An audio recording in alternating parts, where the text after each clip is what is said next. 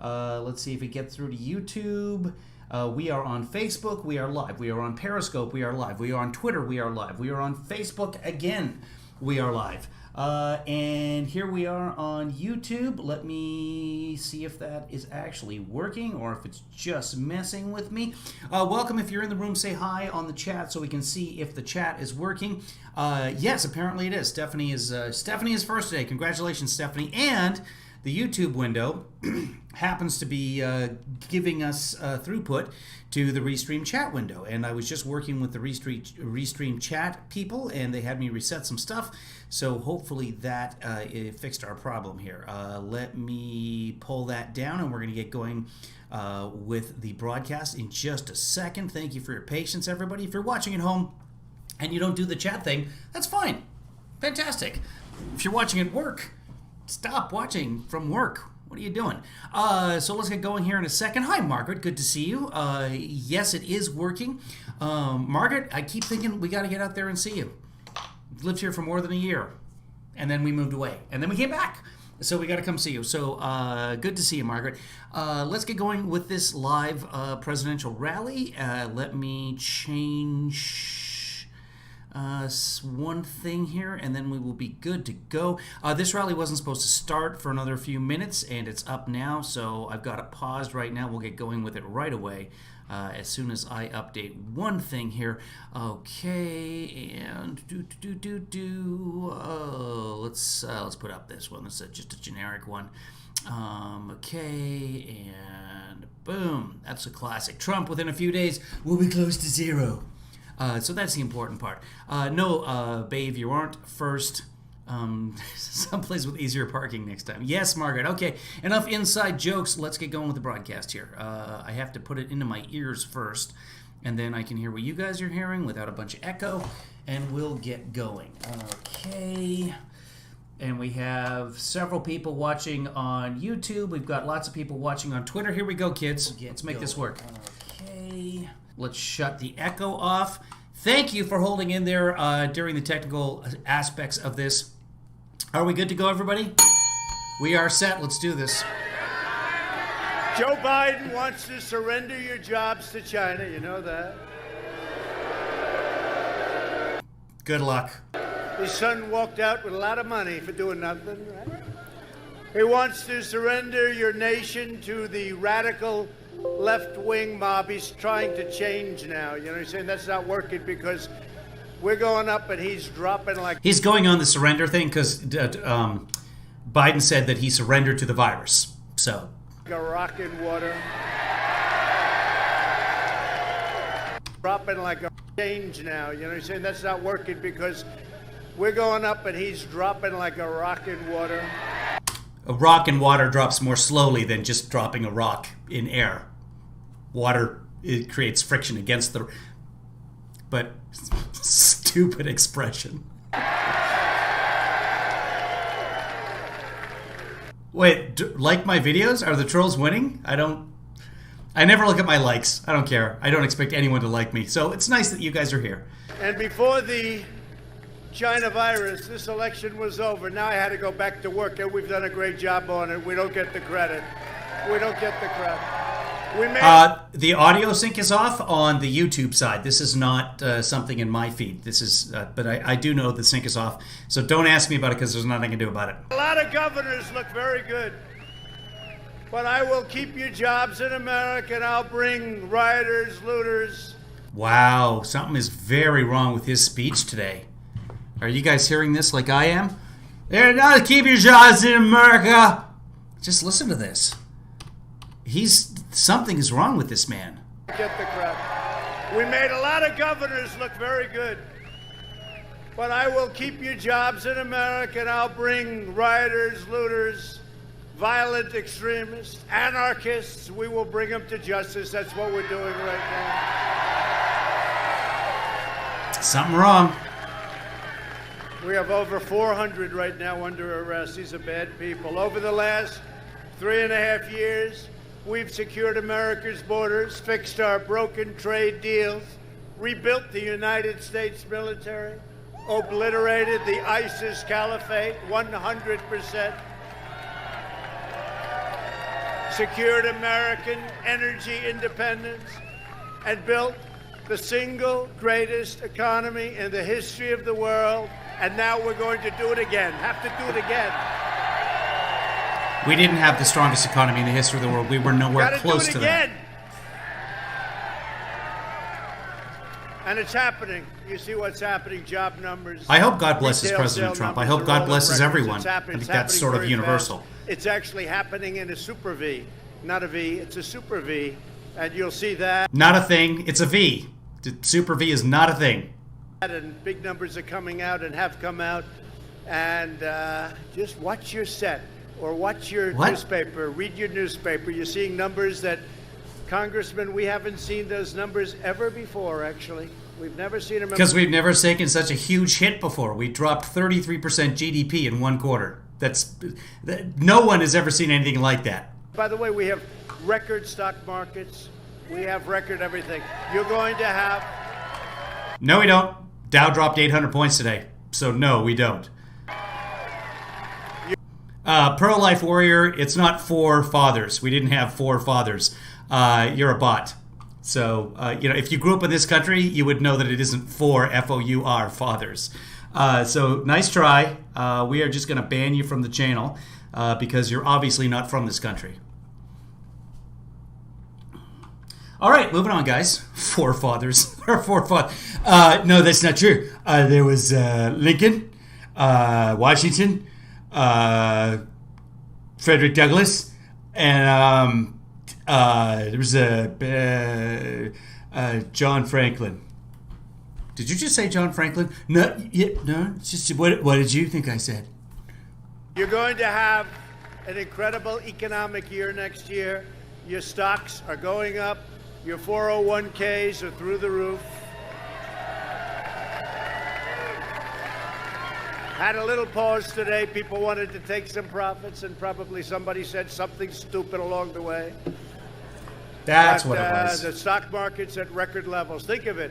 It's now not. It now went back below record levels. So, and just imagine, had we not been hit by the coronavirus and perhaps not responded to it as well as we could have, and 200,000 Americans dead, just imagine how good the stock market would be now. We're rounding the turn on the pandemic. We're rounding that turn. And vaccines are coming along great. You know that the job that they've done, the doctors, everybody else, we're years ahead of schedule. What does that mean? Does anybody know what rounding the curve? Remember, it was flattening the curve that we were trying to do because, this. But as far as rounding the curve, is that what he did? Record levels. Think of it. Yeah. In the hopefully rounding the turn on the pandemic. Rounding that turn. There's no turn on the pandemic. It's a curve, and I don't know what this is happening. So here's your death. Here's your death going up, up, up, and then we round it. We come back around underneath, and this is where all those souls are reborn. And vaccines are coming along great.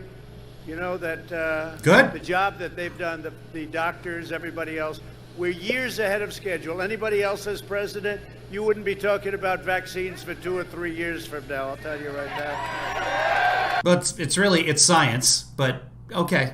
That I can tell you. Biden will never be able to protect your jobs or your family. He is a puppet of the socialists, Marxists, and the cop-hating extremists, and they are cop-hating. And we love our law enforcement. We love our law enforcement. He's literally working on cutting off funding to law enforcement right now. He's told Seattle, New York, Chicago, Minneapolis that he is going to cut their funding. When you cut the funding to a city, you defund the police. He's literally doing it right now. But yeah, no, it's Biden who's come out and said, no, I'm not for defunding the police. I want to give the police more money. They need it.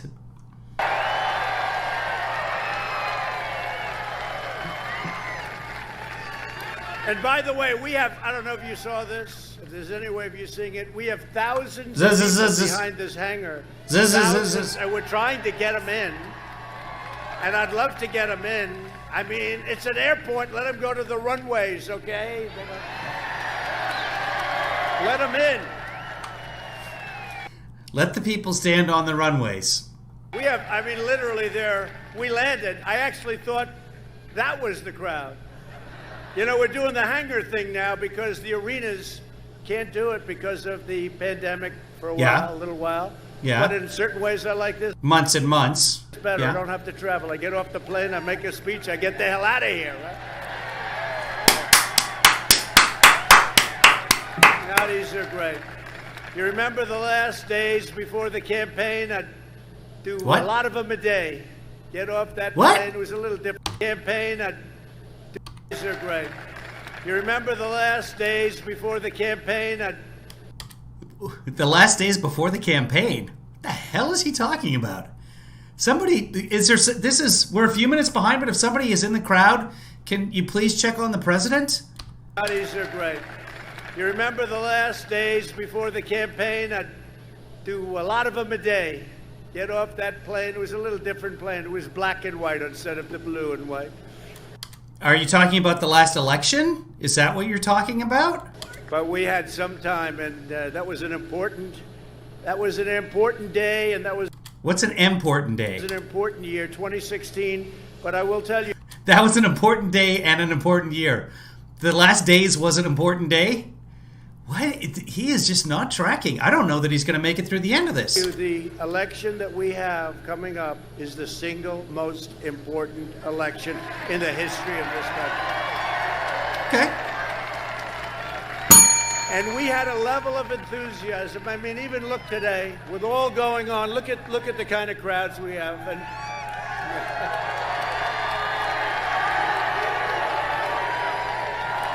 significantly smaller crowds than he had when we was doing arenas, by the thousands.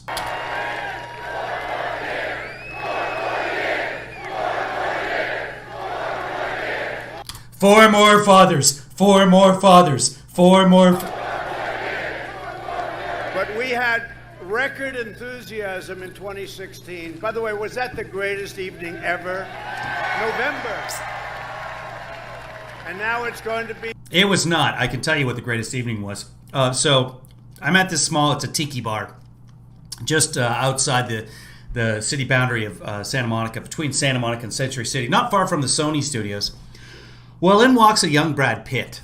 And you know what? I should probably get right back to the... November 3rd, and we'll keep it going, and we'll get it all like a tree. You move that tree. It takes a little while to plant your tax cuts. They're going to raise your taxes. They're going to take away your guns. That's how you get it. You plant a tree, and then you move that tree. Because Trump has never actually planted a seed. He just, they dig a hole and they put a tree that's already alive in it, and then the tree dies. This is what happens literally in the White House lawn. The trees die. The tree that he planted with Macron, it died. It's really, if you look, and they'll criticize me for saying this, fake news. They criticize me for saying this, fake news. Is it me? Is it me, guys? Has he just been like this lately? I know he's been slurring more and more, and I don't want to make fun of his slur and all that sort of stuff because people get mad at me, but something's going on today. Am I right? Media, which is back there.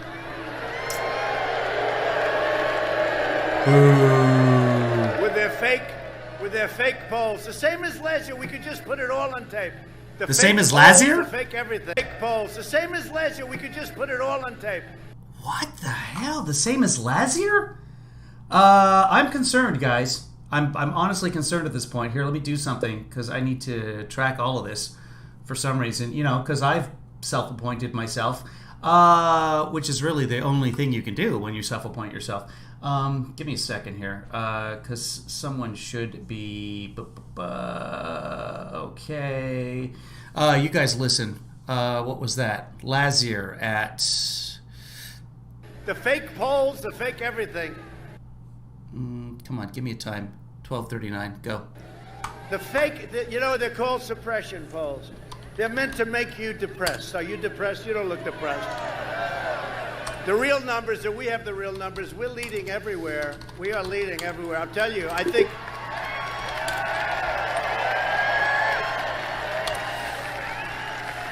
think we're way ahead of what we were 4 years ago, and there's far more enthusiasm. Our base is bigger, it's stronger, and we've done the greatest job. Again, If we didn't get hit by the plague from China, this thing, we wouldn't have even, between us, I would have canceled, Mr. Congressman, most of the rallies. I wouldn't have needed Mr. Cosman. a rally.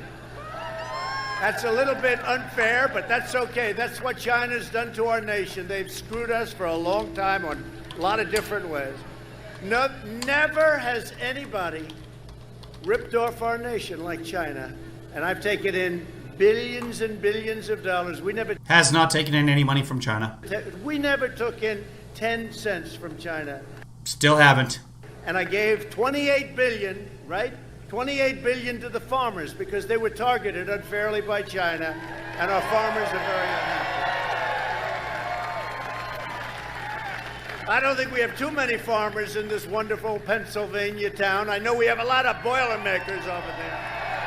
We got a lot of Boilermakers. I'll be talking about them. ISA. ISA. Oh, USA. We're going to be talking about them in a minute, but for the entire summer, Biden was silent as far-left rioters viciously attacked law enforcement in Democrat-run cities hall. He was not. He had condemned the violence many times. Burned down businesses, terrorized civilians, and just recently marched through the streets chanting "Death to America." This is what we have. Death to America. Did anybody see rioters or protesters chanting "Death to America"? No, there's no money coming in from China, Rubberhead. That's not how tariffs work.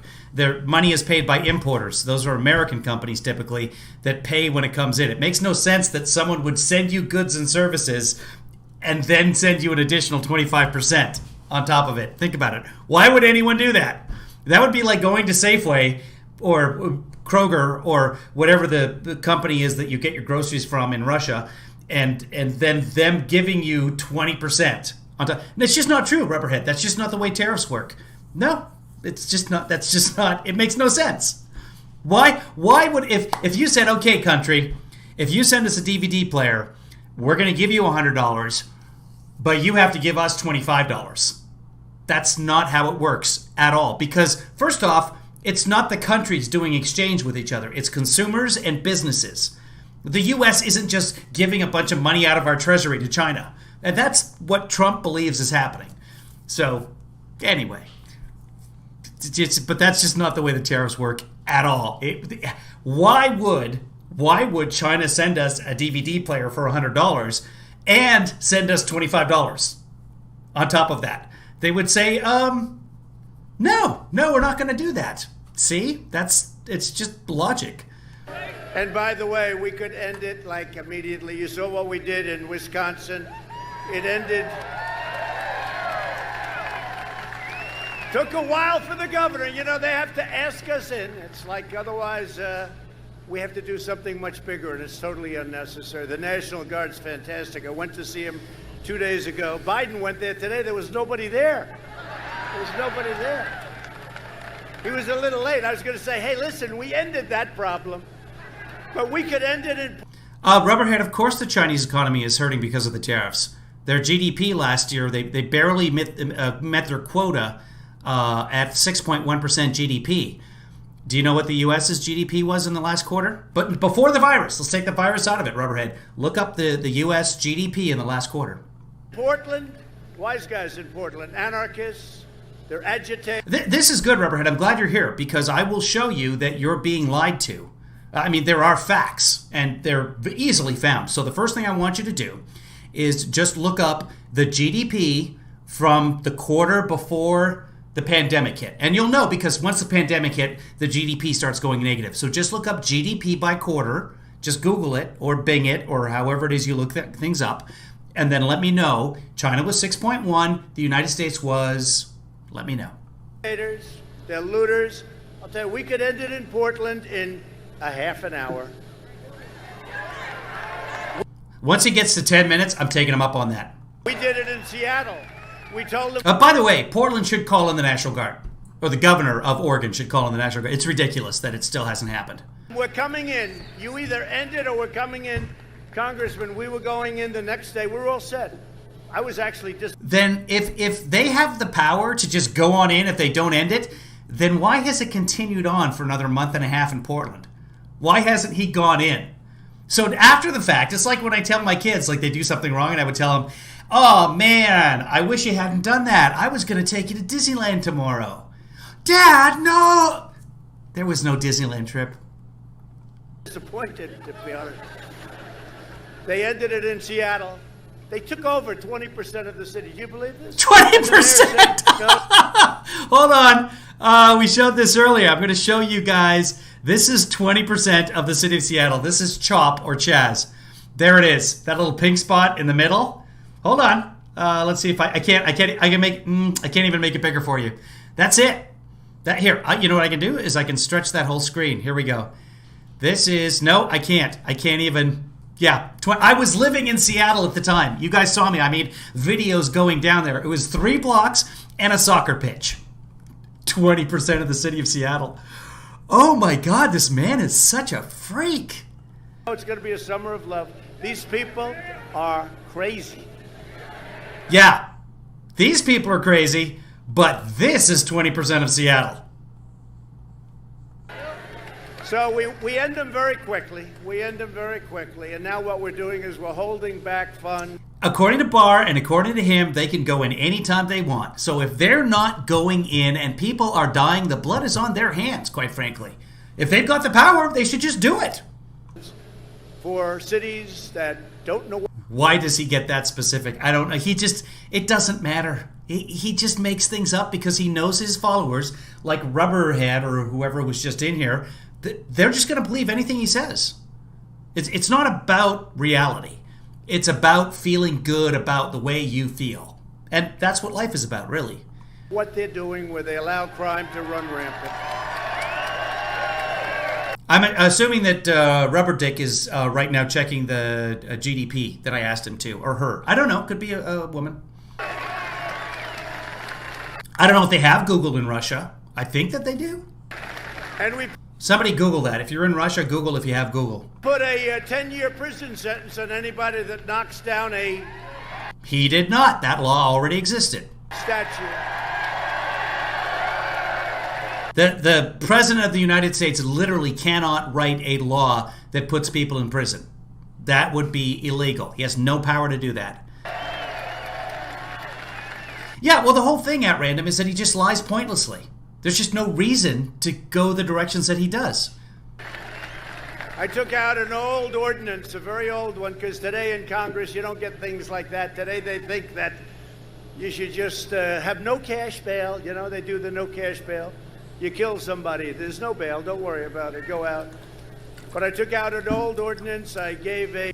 That is not in any proposal, to let murderers out with no bail. That is not a thing. A new executive order says 10 years in prison. And amazingly, that was like 3.5 months ago. And they were having a big march on Washington, march elsewhere. And amazingly, that was the end of the statues coming down. It was not. And we're actually prosecuting people for having done it. We made it retroactive to the beginning. Terrible. And by the way, the state statues and monuments, they have to do the same thing. You can't write a fake law that just mentions an existing law and prosecute someone retroactively because the law already existed. It's real easy. But the rioters that... I haven't read the article from Atlantic, guys. I know that it's out there about him calling soldiers losers, veterans who've lost their lives, who've sacrificed for this country. He called them losers, apparently. I haven't read that yet, and I can tell you this. It won't make a difference. It will not move. It will not move the numbers at all. Nobody's minds are going to be changed. Want Biden to win. They want him to win because their agenda is an agenda. It's what they want. It's the craziest thing I've ever seen. They both want to cut funding for police. They want to end that cash bail. They want to hire far-left prosecutors and judges and let the criminals run wild. The radical left district attorney in Portland, Mike Schmidt, his name is, has released hundreds of rioters and announced that anyone arrested for interfering with police officers, disorderly conduct, criminal trespass, rioting, and other offenses will not be prosecuted under any circumstance. Okay, so the Monuments Act has been around since 1964. So if he can go back and find a rioter or a looter who harmed a statue on federal property before 1964, he is correct. Worse. It's worse. You have somebody in Philadelphia who's worse, right? Worse. In his manifesto with Bernie Sanders, that's what it is. Biden agreed to all these things. You notice now? No, I never said about fracking. I never said, if you don't do fracking in Pennsylvania, 900,000 jobs and your energy bills will triple. Other than that, I don't think you should have it, okay? No, but he said in the manifesto. I'm not seeing any masks. So plus he said many times, we put on the clip yesterday where no fracking, no this, no that. No new fracking. No new fracking. I mean, no guns. How about guns? No guns? Nowhere in there does it say no guns. There's absolutely nowhere in the agreement, the platform of which the RNC has none, that there were going to be no guns in the United States of America. That's complete nonsense. No Second Amendment. Biden has pledged to appoint prosecutors who will extend these insane far-left policies nationwide. That's what he's done. That's called the manifesto. He agreed to all this stuff. The craziest thing, you're supposed to bring it to the right. He actually brought it further left. Bernie never dreamt that this was possible. Crazy Bernie. Do you know Crazy Bernie? I had a lot of his voters come to me 4 years ago. A big percentage. You know why? Because I agree with him, and he agrees with me on one thing, trade. The trade. Because he knew that other countries are ripping us off, and so did I. Nobody else got it, especially Biden. Never got it. He never got it, still doesn't get it. Now he really gets nothing, I'll tell you. He didn't. So, just a fun fact. Biden was in charge of the Recovery Act back in 2009 when we were in the height of a recession. I should say the depths of a recession. And one of his things was to keep saying, buy American, hire American. And he wanted to have the government make sure that everything that the government purchased, or as much as possible, were goods made in America. And of course, everybody was in favor of that. Oh, except the Republicans at the time. Because they thought if the U.S. government only bought things from from American companies, then other foreign countries would stop buying American-made goods. So, yeah, Biden invented this whole Buy American long before Trump did. And many, many people invented it before Biden. It's not a new idea. Get it in prime time. Now he really doesn't get it. But it's okay for them to make every city look just like Portland, which is a disaster. And again, Portland looks fine. I've seen a ton of pictures from Portland lately. I just drove through Portland, was it a month ago now? It was standing. It was there. We could clean it up. We just go right through it. 5,000, 10,000, right through it. These guys are tough, they're smart, and they love our country. They love our country. We'll clean it up in 1/2 hour. It'll be over. Why does he think the protesters are all going to suddenly rush out once the National Guard is there and then be like, okay, arrest us? And again, it's the rioters, but he's talking about protesters.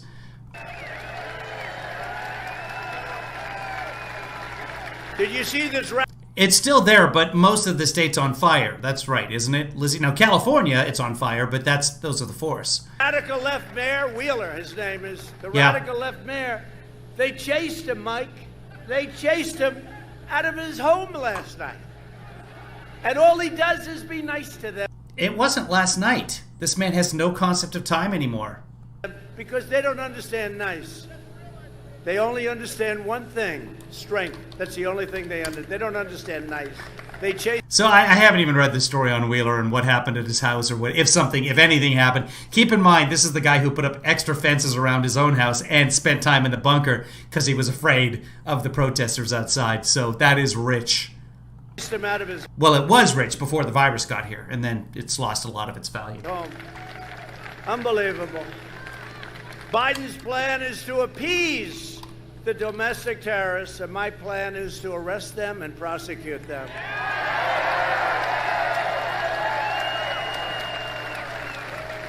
And I will always defend law-abiding citizens. That's why the rioters are voting for Biden. The writers. And the law enforcement people. You know, we have it from everybody. We just got the sheriffs in Florida, all of them. We got Ohio, we got Texas, we got North Carolina, we got South Carolina, we got everybody. I don't know if there's anybody, and I see Rick Perry right there. Rick Perry, what are you doing here, Rick? Rick Perry, one of the greats. But they're all voting for me.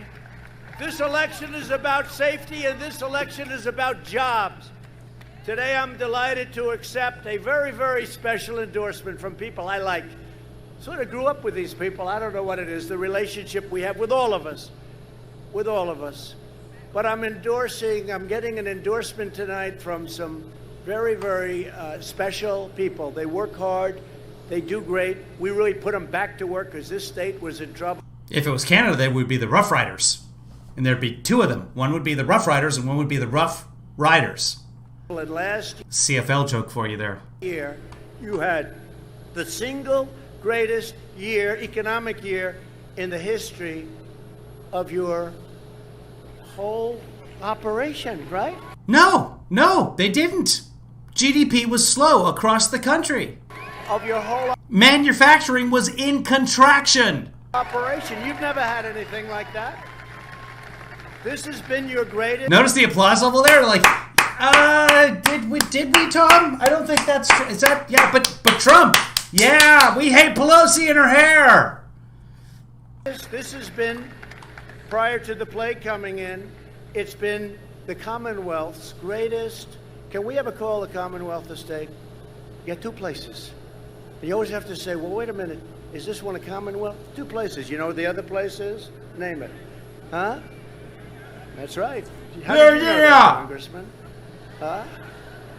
But this Commonwealth, it's a great Commonwealth. It's a great place. And the Boilermakers local union.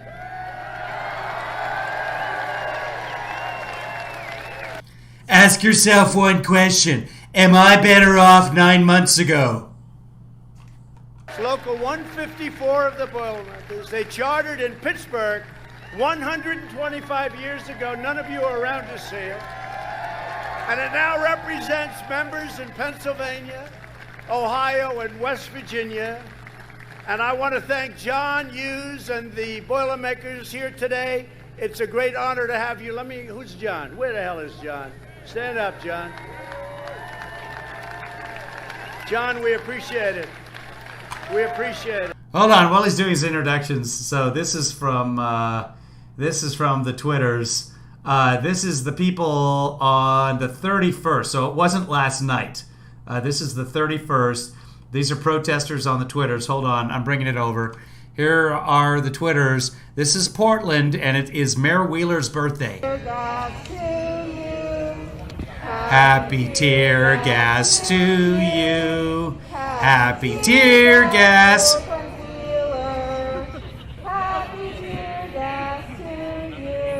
So they had a little party going on. Looks like some balloons, maybe black balloons, and yeah, they had a little happy tear gas to you celebration for Mayor Wheeler. That is cute.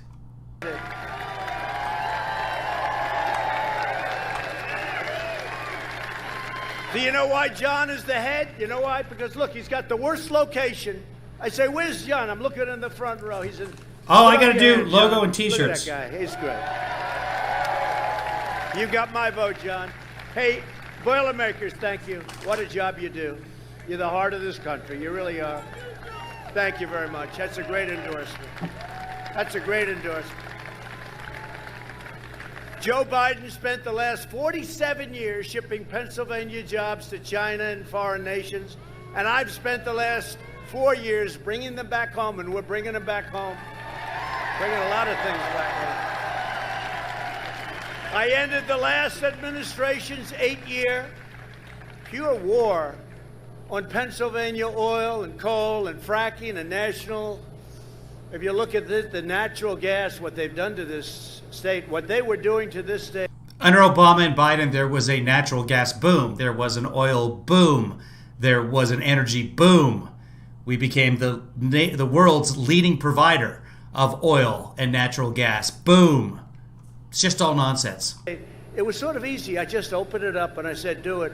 And the investment put into Pennsylvania, the investment put into the Commonwealth of Pennsylvania has been record-setting. He's so happy. He just found out today that Pennsylvania's a Commonwealth. But again, you had the greatest year you've ever had last year prior to the virus. You're going to be set now with what we're doing. I believe that this next quarter, which will be announced, interestingly, just prior to the election. So I'm putting myself in the line, but I know what's going to happen. The numbers are going to be great. And next year is going to be one of the greatest years, not only for Pennsylvania, but for the entire country. If Biden wins, that is true. That is correct.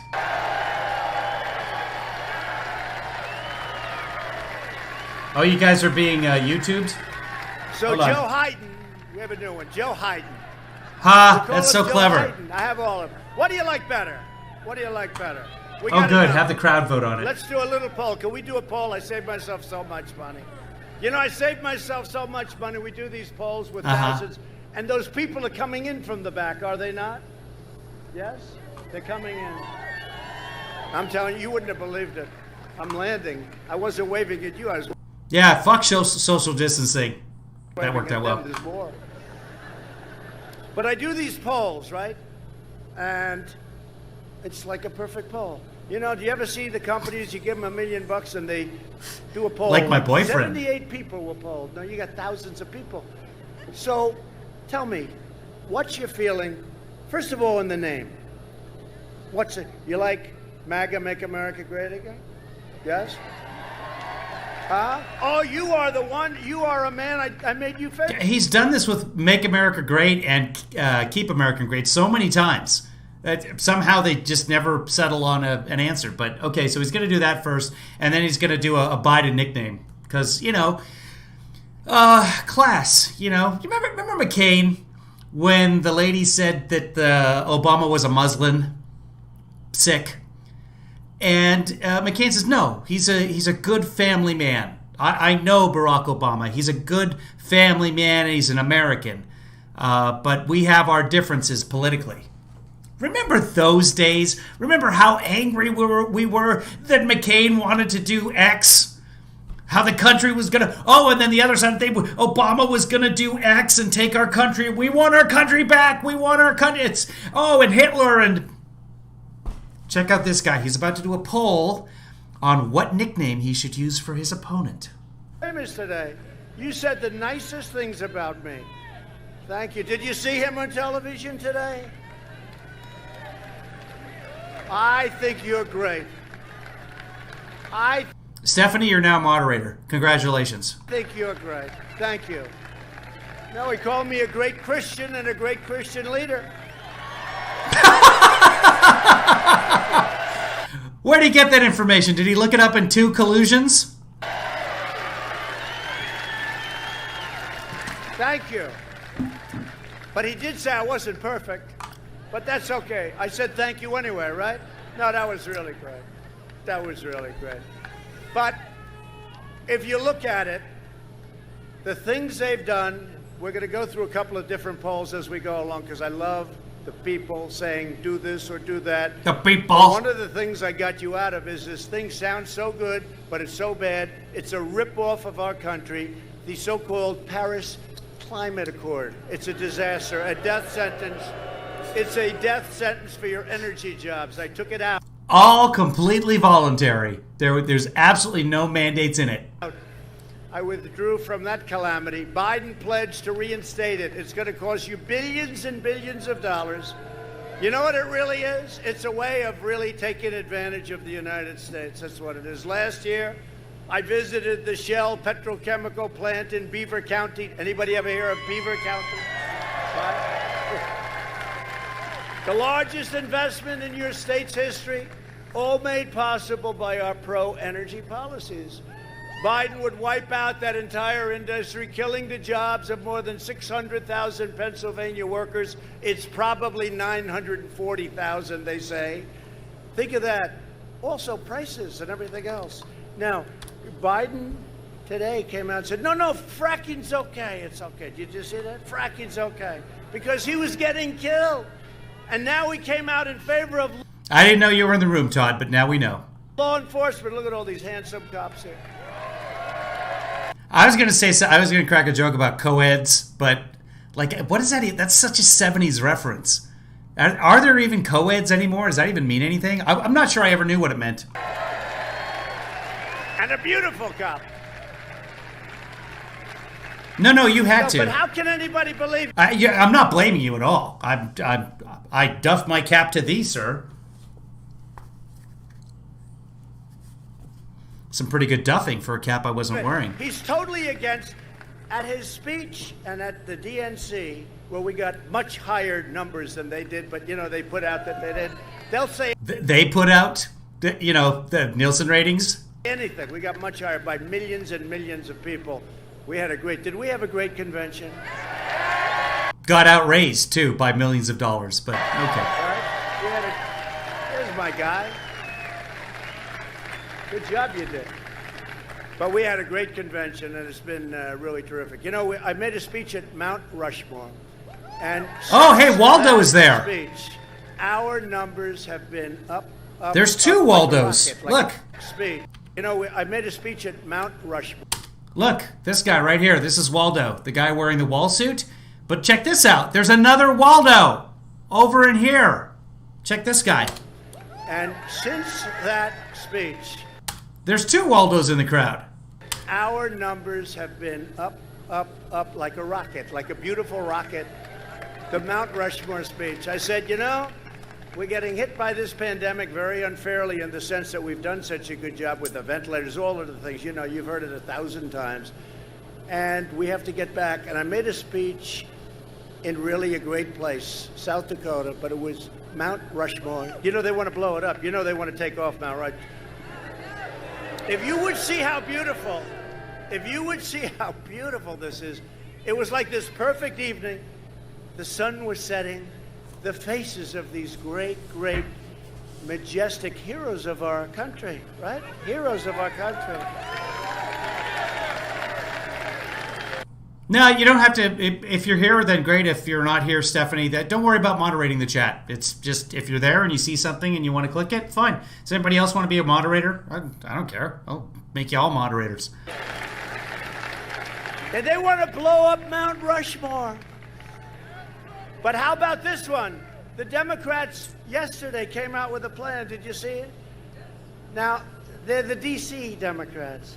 They want to change the name of the Washington Monument, perhaps take it down.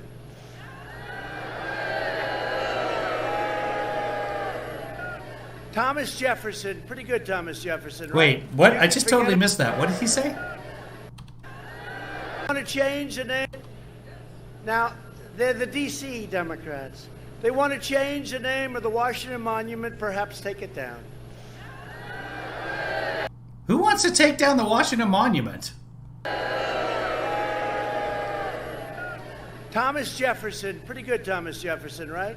You could forget about ever hearing that name again. Abraham Lincoln, you could forget about it. They want to take down all statues, all monuments in Washington. We have some of your greatest people right here. Let me not even talk to the congressman. The heck with the congressman, the Boilermakers. How do you like that? Well, there's something to be said. There are people that do not want statues to anybody who owned human beings. And Washington was a slave owner, and Jefferson was a slave owner, etc. I mean, this country has a shameful history. It just does. I mean, I'm an American. I became an American. I made that choice because we're not that country anymore. That's not who we are. But our forefathers had multiple slaves, probably 8 to 10 apiece.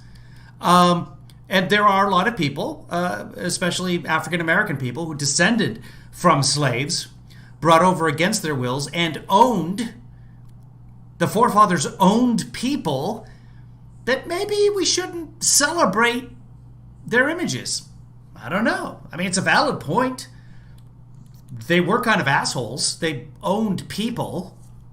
How do you like the idea of taking down our statues to our great George Washington, Thomas Jefferson, Abraham Lincoln? Like, honestly, what the fuck do I care? If it's really upsetting, does it make my life any better to have a statue of George Washington at a park somewhere? No. No, there's not. I never go up to that statue and go like, "Oh, hey, everything's okay, kids. We got a George Washington statue here. You guys ever heard of George Washington? No, they don't teach us about it in school. Okay, well then we should learn from the statue. Doesn't make my life any better. But if every time I saw that statue, it reminded me that the Oilers didn't make the playoffs this year, if it causes even 1/10 of that pain, I get it. I don't care. Like it's not the way that Trump idolizes this guys. It's against God, right there in the First Amendment, or sorry, the First Commandment. You know, he sort of interchanged. Just look it up. It's in 2 collusions. Andrew Jackson, all of them. I don't think the Boilermakers. You'll ring. Andrew Jackson, Trail of Tears. You'll do a ring around Washington, right? Along with Christopher Columbus. He's in big trouble, I'll tell you. Except there was one. Why does he keep touching the mic? There was a group of great Italians in New York. They tried to take down Christopher Columbus statue in New York. You saw what happened, right? These Italians formed a little circle. They say, come on. The agitators decided to leave. Let's get out of here, darling. That's what they call each other? Protected Christopher Columbus. That sounds like Antifa. Let us get out of here, darling. The Italians aren't big on taking down Christopher Columbus. You take down... Let us go watch television. You cannot, darling. The windmills are not blowing today. Down those statues, you can forget about the Italian vote. Do we agree? But they protected it. When asked in a debate if there would be any place for fossil fuels, including coal and fracking and... Here's the thing. There are people who don't like the Lincoln Memorial, Todd. There are people who look at the Lincoln Memorial and say, hey, I don't like that. Okay. And if you look hard enough, you're going to find somebody who just hates the Lincoln Memorial. It's scary. He's so big. That doesn't represent half of the country. There are people out there, and we see them on TV all the time, that says black people should go back to where they came from, and brown people should go back to where they came from, etc., etc. There's a lot of Karens out there. That doesn't mean that half the country are Karens. It's 32% of the country are Karens. Natural gas and so many things that really fire up these big plants where many of you work, and they produce, just millions and millions of jobs throughout our country. I wonder if he understands that natural gas has killed the coal industry. I wonder if he knows that's what happened. Biden said, no, we would absolutely not allow anything like that. We would make sure it's totally eliminated. That's what he said. No. He said, we would make sure it's totally eliminated or eliminated. Not what he said. Now he's what? coming and saying, this totally is what? Make sure it's totally eliminated or eliminated. Now he said, we would make sure it's totally eliminated or eliminated. Isn't that the same word he's saying twice? That's what he said. He said, we would make sure it's totally eliminated or eliminated. Now he's coming and saying, this isn't working too well. This isn't working. I made a speech a week ago in Texas. We had crowds that were unbelievable. On the highways, you can't get in. But the highways, it's like incredible. You could sell your ticket tonight for a lot of money. Go to eBay. Even as a used ticket, you could probably sell. But you go down the highways and you see it. And I was thinking in Texas, I'm making a speech in front of obviously people that like oil. They like God. And you know what else they like? They like their Second Amendment, right? So think about it. That's the thing about the marble countertops, Todd, is the lemon will stain it. So you got to be careful there with the lemonade. So whether it's Pennsylvania or Texas or Oklahoma or North Dakota, any place. Oklahoma, where the wind comes sweeping down that place. No oil, no guns, no God.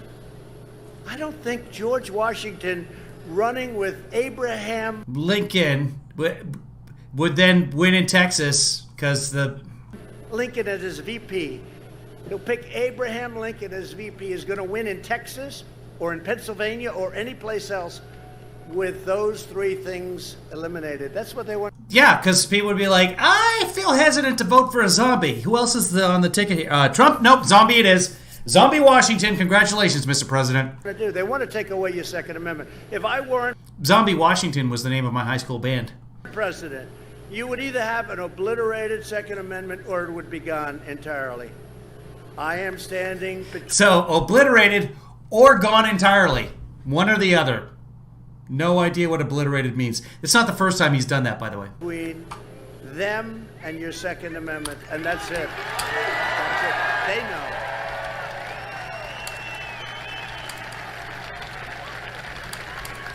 He put Beto in charge of guns. Beto's in charge. He wants to get rid of everything. Beto, that's a beauty. Remember, he said, I was born for this. Anybody that says they're born for this, remember Beto?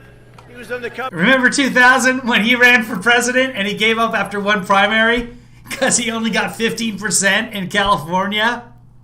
Remember that? Remember the guy that was born to be president? That guy? Cover of a magazine. I won't mention the magazine. They're back there. It's a total phony magazine. But he was on the cover of the magazine. Vanity Fair is a totally phony magazine. Like what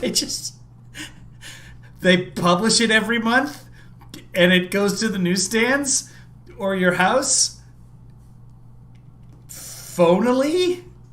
What does that even mean? And he said, I was born to run for president. He was born for it. I was born. Anybody that gets that carried away, that was when he was doing well. Since then, he's cratered. Ever since he made that statement, he's looked very bad. But he dropped out of the race, so. But he's, take a look at what he says about guns. And he got put in charge of guns. So I guess Biden pretty soon is going to be... does anybody know what he's talking about? Did Biden put Beto in charge of guns for some reason? Is that even a thing? Has Biden put together his cabinet yet? Because that is news to me. But I mean, if he has, it's pretty impressive considering the fact that he's apparently been in his basement. Coming out saying, no, I never said that. Check out all of the statement he's made on everything. And all now the he's statement? Going the opposite. So I guess Biden pretty soon is going to be coming out saying, no, I never said that. Check out all of the statement he's made on everything. And now he's going the opposite way.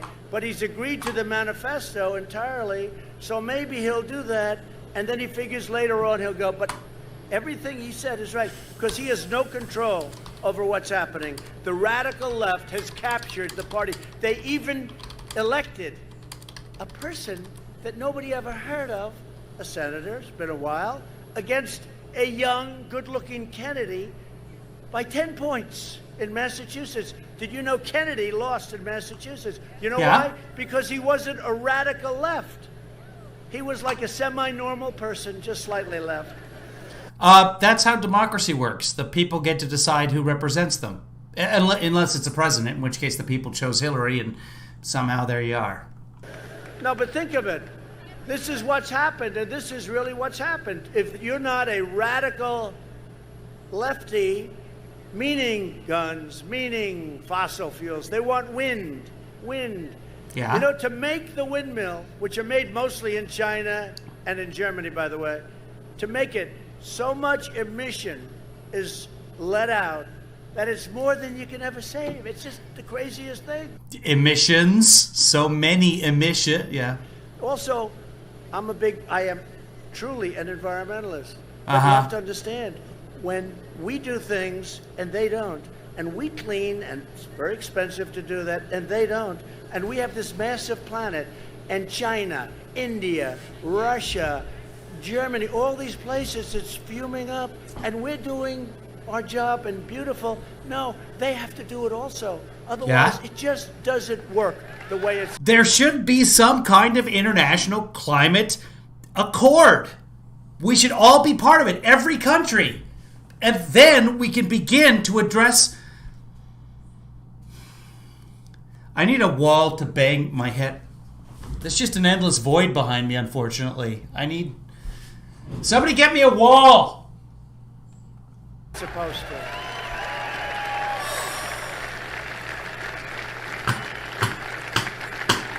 They want to ban straws. Has anybody ever tried those paper straws? They're not working too. I'm with Trump on this one. They want to ban straws. I said, well, you know, I've had a couple of meals at McDonald's, etc. over the years, right? Okay. Wendy's, friend of mine owns Wendy's. I'll give it a... This is new. I want to hear where this is going. This is exciting. Usually this is all repeat for me. Plug, right? Burger King. Yeah. Oh, it's September. We got the new programs coming out. This is what we have right here. This is the new episode of Trump. So they want to ban straws. I said, oh, really? What about the carton? What about the plate? What about the knives and the spoons that are plastic? Oh, they're okay. But the straws we got to ban.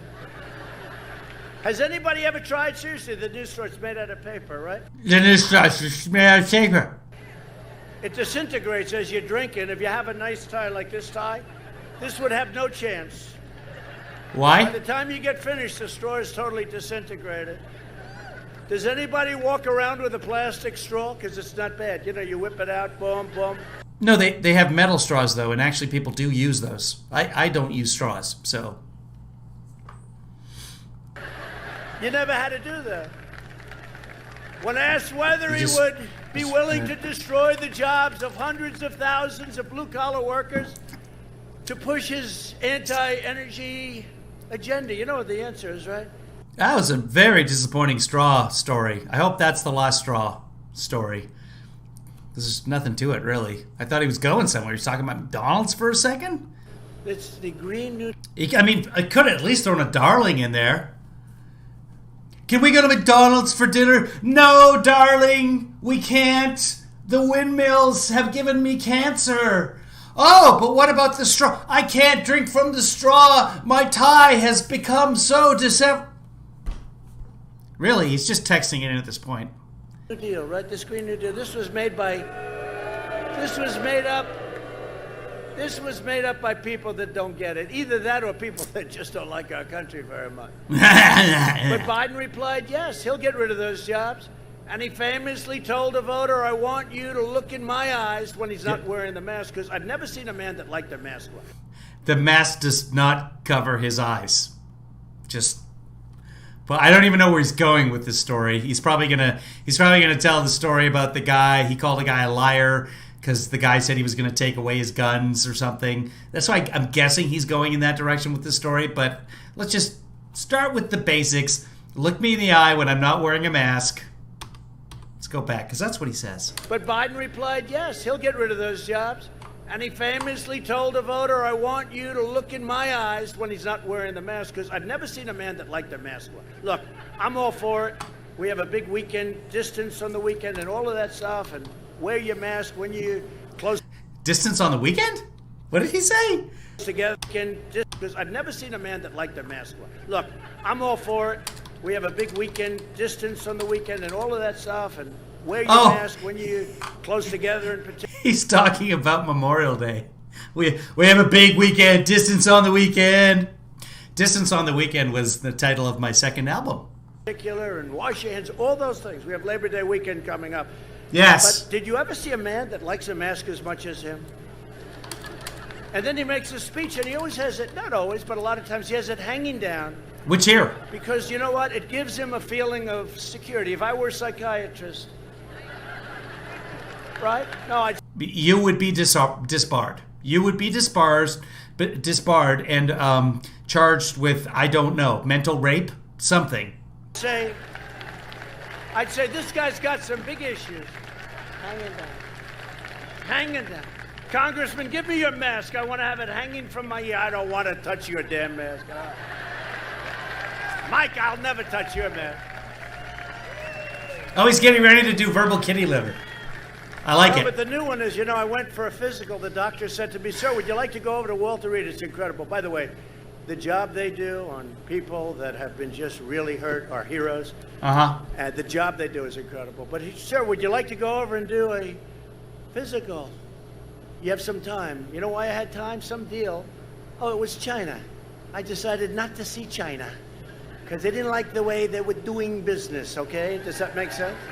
No. So the doctor, White House doctor, highly respected. White House doctor. Conley. Sir, would you like to go over and do your physical, do a piece of it or finish it or whatever it was, but do a physical? This is a news story, so here comes some inconsistencies.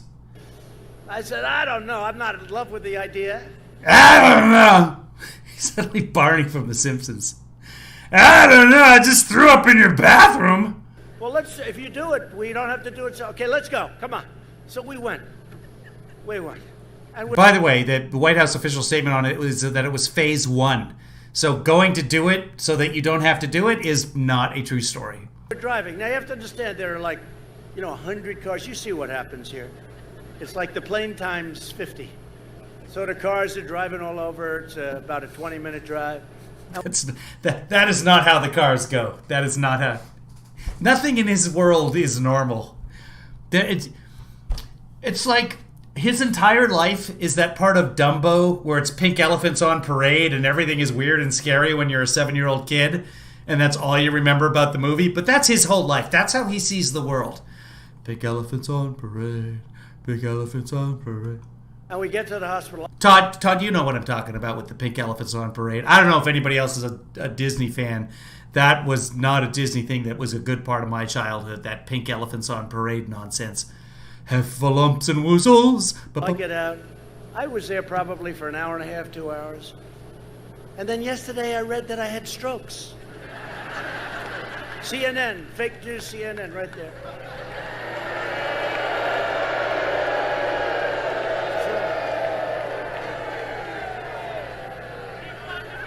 No, it's mini strokes, they called them.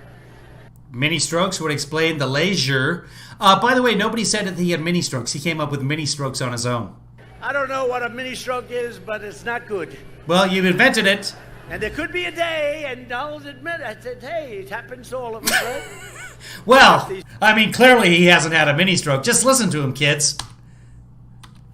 I don't know what a mini stroke is, but it's not good. Uh-huh. And there could be a day, and I'll admit, I said, hey, it happens to them. They're not looking at that. That's right. And there could be a day, and I'll admit, I said, hey, it happens to all of us, right?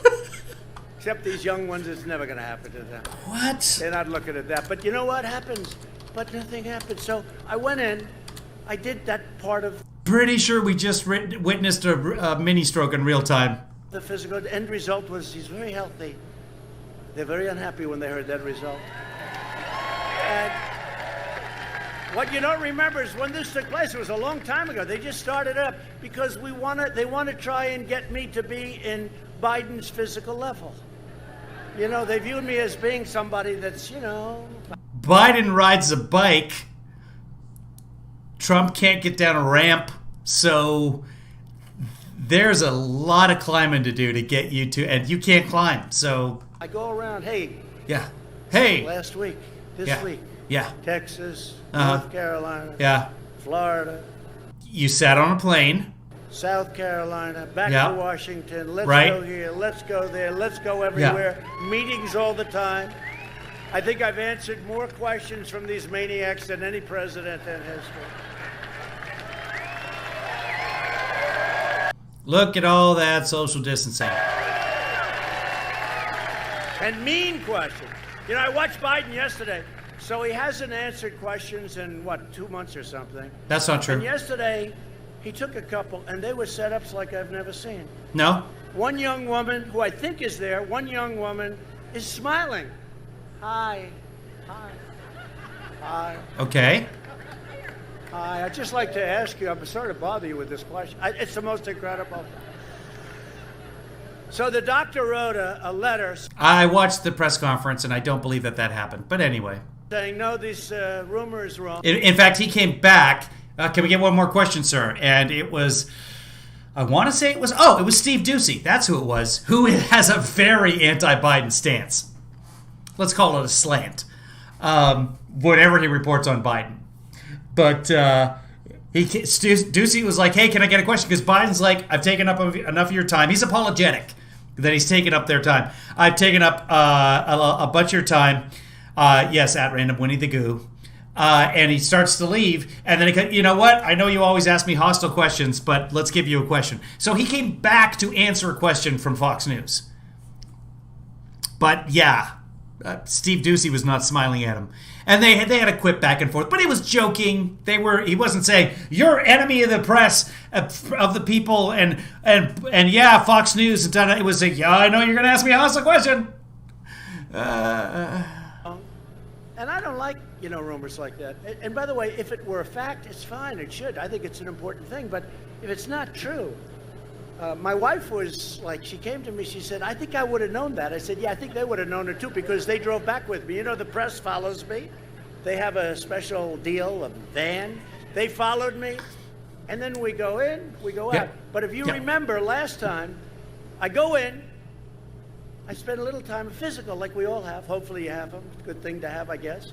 As long as they give you a good answer. If they give you a bad answer, don't bother. Okay, that's a joke. Too late. Okay. It's a joke about death. I come out a couple of hours later, I guess, whatever it is, short time later. I get into the car. The press sees me get into the car. Thank you for renting with me, Stephanie. On my way home, yeah, I get a call from my wife, the First Lady, who's very popular. Do we like our First Lady? The one who said the migrant kids have it too good. Yes. Can't wait to hear those recordings, by the way. By the way, there's not going to be much there. It really isn't. They're going to be very short, and they're going to be defendable.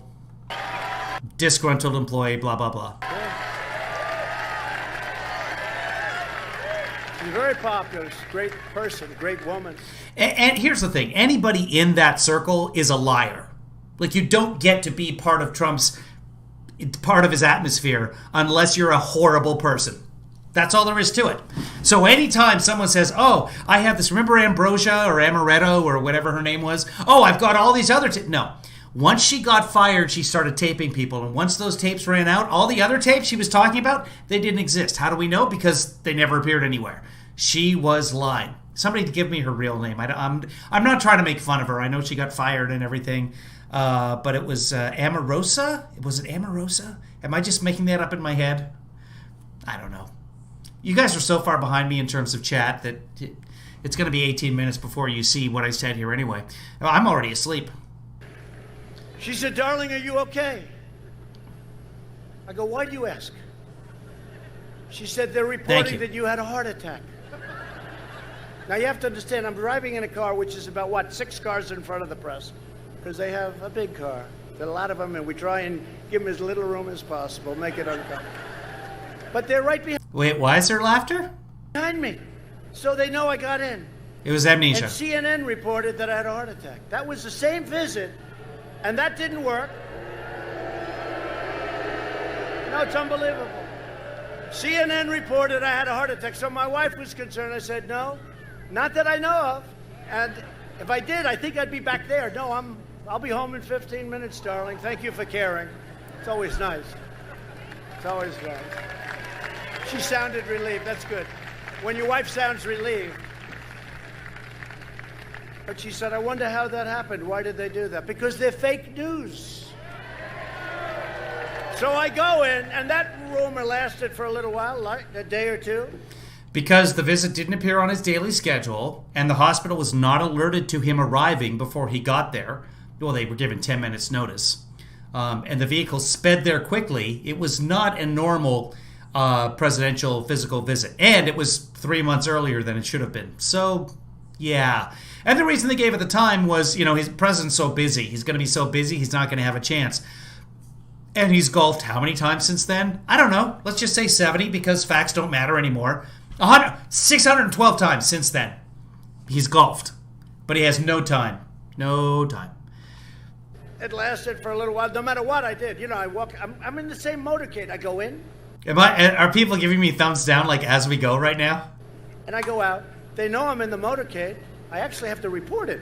But yes. I'm in the motorcade, and they said I had to cut one. You can give me thumbs up or thumbs down. I don't care. I'm sure actually it might help if you give me thumbs up, because just the way the algorithm works on YouTube, they probably somehow feature videos that get thumbs up. I don't know. One of them said it was a massive heart attack. Think of it. Again, it could happen someday, okay? And when it does, I hope things work out. But they knew I'm in the motorcade, and yet they reported it anyway because they're fake news. Now, for the same visit, that was the same. What if I can give myself a thumbs up? From now on, when I go for a physical... I did it. I gave myself a thumbs up. Announce it. Because this was a quick thing. The doctor, he got me in a lot of trouble. He's a great doctor. I said, no more surprise visits. So thanks, guys. Now I'm even. Now it's 6 up, thumbs up, and 6 thumbs down. If you guys are wondering what the hell the chat room's talking about, so on YouTube, underneath a video on YouTube, there's a thumbs up or a thumbs down. And we get a lot of trolls. We get a lot of, thanks, Phyllis. We get a lot of people watching that aren't necessarily fans of what I'm doing here. And so they give me thumbs down, apparently. So there were 6 thumbs down and 1 thumbs up. So if you go to youtube.com/KevinlyFather, even if you're watching on Twitter or whatever, you can give me a thumbs up there. And then we turn that frown upside down. So if you feel like doing that, go right ahead. I appreciate it, I guess. Look at 8-6 now. We were down 6-1. Now it's 8-6. It's just like a basketball game. Thanks, guys. I appreciate it. Do a little work because we have some time. But so now the same visit, they started yesterday because some joker from the New York Times, who's a third-rate reporter, writes a book. There's never like second-rate reporters. By the way, the third-rate reporter has, a Pulitzer Prize or two. So they usually just they're like water. They hand it out like water. I can make up stupid expressions too. And he said, the vice president. Oh, we got another thumbs down, guys. We started a war, so it's 8-7 now. Was prepared. Now what's going to happen is one of these thumbs downers, they're going to go out to Parlor and tell everybody that, hey guys, you got to go, just storm them. That's happened a couple of times. We've been stormed. We've been storm-trooped or storm-pooped. So yeah, now it's 9-8. That's all I'm going to look at now. Yeah, it's 9-9. 9-9. See? The word's gotten out. Now people are going to try and thumbs down. I thought it was you, Lizzie. Here, let's see if I can thumbs down myself as well. Yeah, I can! Wait, let me see if I can shift the balance back. Yes, I can. I can thumbs down and then thumbs up and then back again. So, all right, now we're up 10-8. Moving on, kids. To take over the reins. Because they thought the president was going to go, I guess, under anesthesia. Do they still call it? In the old days, they called it anesthesia. It's essentially the same thing. Yeah? I don't want to get into a situation like where Biden used record player. Remember that? You go home, you turn on your record player. But the anesthesia. And I said, how could that be? So remember, this is the same visit. They said heart attack a long time. All of a sudden out of this book. And he said, suffered mini strokes. Now they get a letter from the White House doctor that said it's totally false. But they still go with it. They go with it. And they know I'm in the group with them coming back. And I don't know much about a mini stroke, but I assume, Mr. Congressman, if you have a mini stroke, you're not heading back to the White House, right? At least you'll spend a couple of nights at that great hospital, right? So anyway, these are really dangerous people. They are so bad for our country. If we had honest press, it would be so great for the USA. The press are really dangerous people. So great. Just to keep track of what's going on They're there. just a bunch of phony people. Not all of them. You have some very good ones, like about 10%. No, you have some very good ones. You have some great journalists, but it's really, they know it's phony stuff. They're doing anything they can to get this sleepy guy into the White House, and I just don't think the public is going to fall for it. There we go.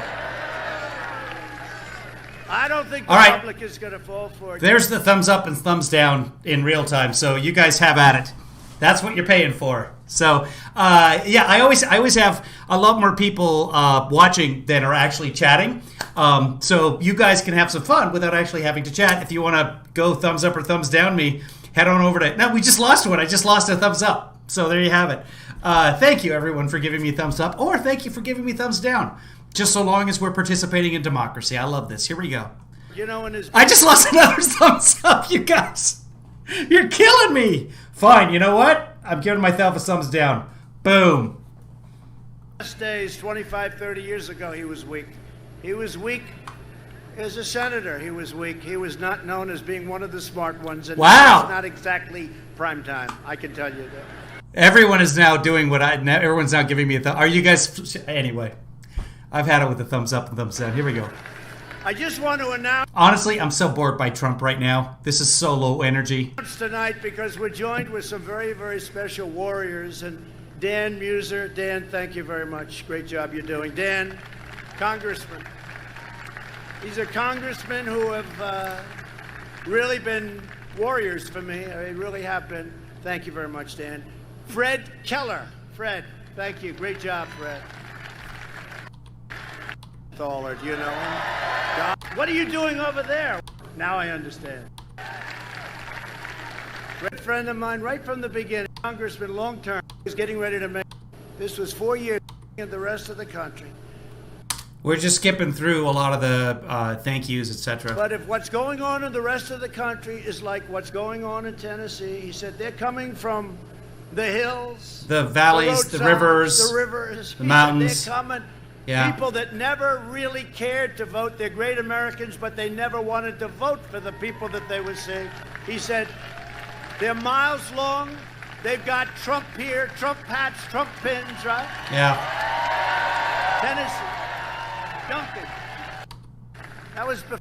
So Mike and I listened and told people, thick like this is a bit we've done. And Okay, here we go. another great friend of mine who's a tough cookie and a great congressman, but unfortunately he's a former. And we heard that he's going to be for Trump, and he's going to be fighting for Trump.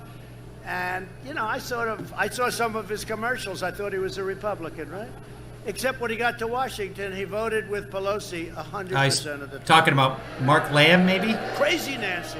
He voted with Crazy Who knows? Nancy. And so we thought, this Connor Lamb guy, he even voted to impeach your president over It is nothing. Lamb. Zero. And that's very personal. When they do that, that's personal. So, and I have to say, Congressman, 196-0, they stuck with us, and so did the Senate other than Romney. You can have Romney, I'll tell you. Oh, sorry. Hold on. Romney couldn't be elected dog catcher in Utah, right? They don't elect dog catchers Although in Utah. he gave me a half a vote. It was 52.5 to a half. That was Romney. What a beaut. Remember he was walking with the Black Lives Matter saying, yes, It wasn't. Black Lives Matter. Everyone would say, that's nice, wonderful. It was 52 to 48, and then it was 53 to 48 and 52 to 48. There was no half. You don't have a half vote in the Senate. He had a lot of masks on, I'll tell you that. But we did a great job. We had a great, it was an amazing thing. But this Connor Lamb was out there fighting it, and he shouldn't have done that. And we have somebody that blows him away. He's more of a hero. He's tougher. He's stronger. He's smarter. He's better looking, not that that matters. You know, under the Me Too generation, I don't talk about looks anymore. Looks don't I'm honestly just reading the chat now. I've just kind of tuned out of Trump. matter. Doesn't make any difference. I don't talk about looks. Me Too. Me Too generation. But I'll tell you, this man is something special. He's a real hero. No, he called Romney. Oh, he said Romney had half a brain. That's what he said the other day. And again, a president saying that a senator has half a brain. A real tough guy, and he'll never let you down. Sean Parnell.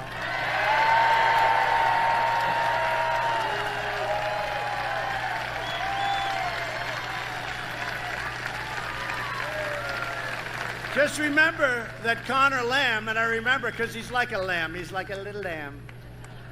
Weak. God, he does this for another half an hour.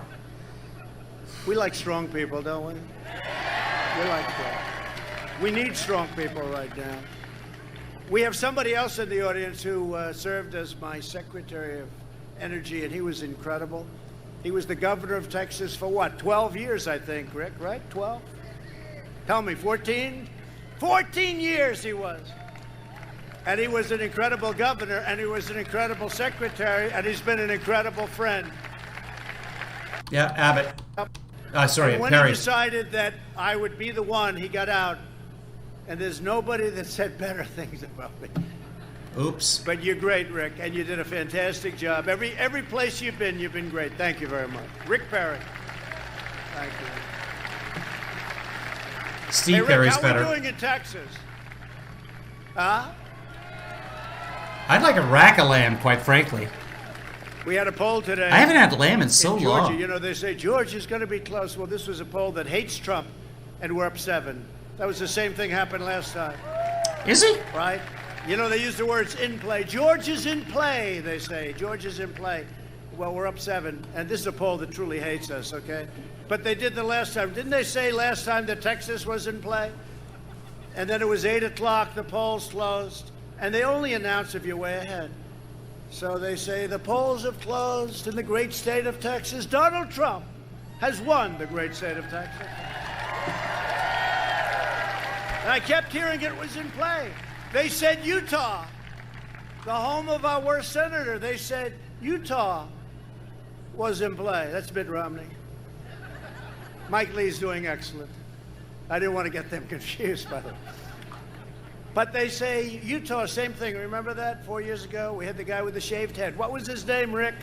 What a loser that was. You know who I'm talking about. That's right. A McMuffin, I think, something like that. And he was going to win Utah. And I won it by many, many, many points. It was called immediately. So these are people that are just not good. In fact, Hillary even beat this guy. Hillary came in second in Utah. In less than 4 years, we've achieved more than anyone thought possible. We passed massive tax cuts for hardworking families. And we eliminated more regulations than any administration in the history of our country.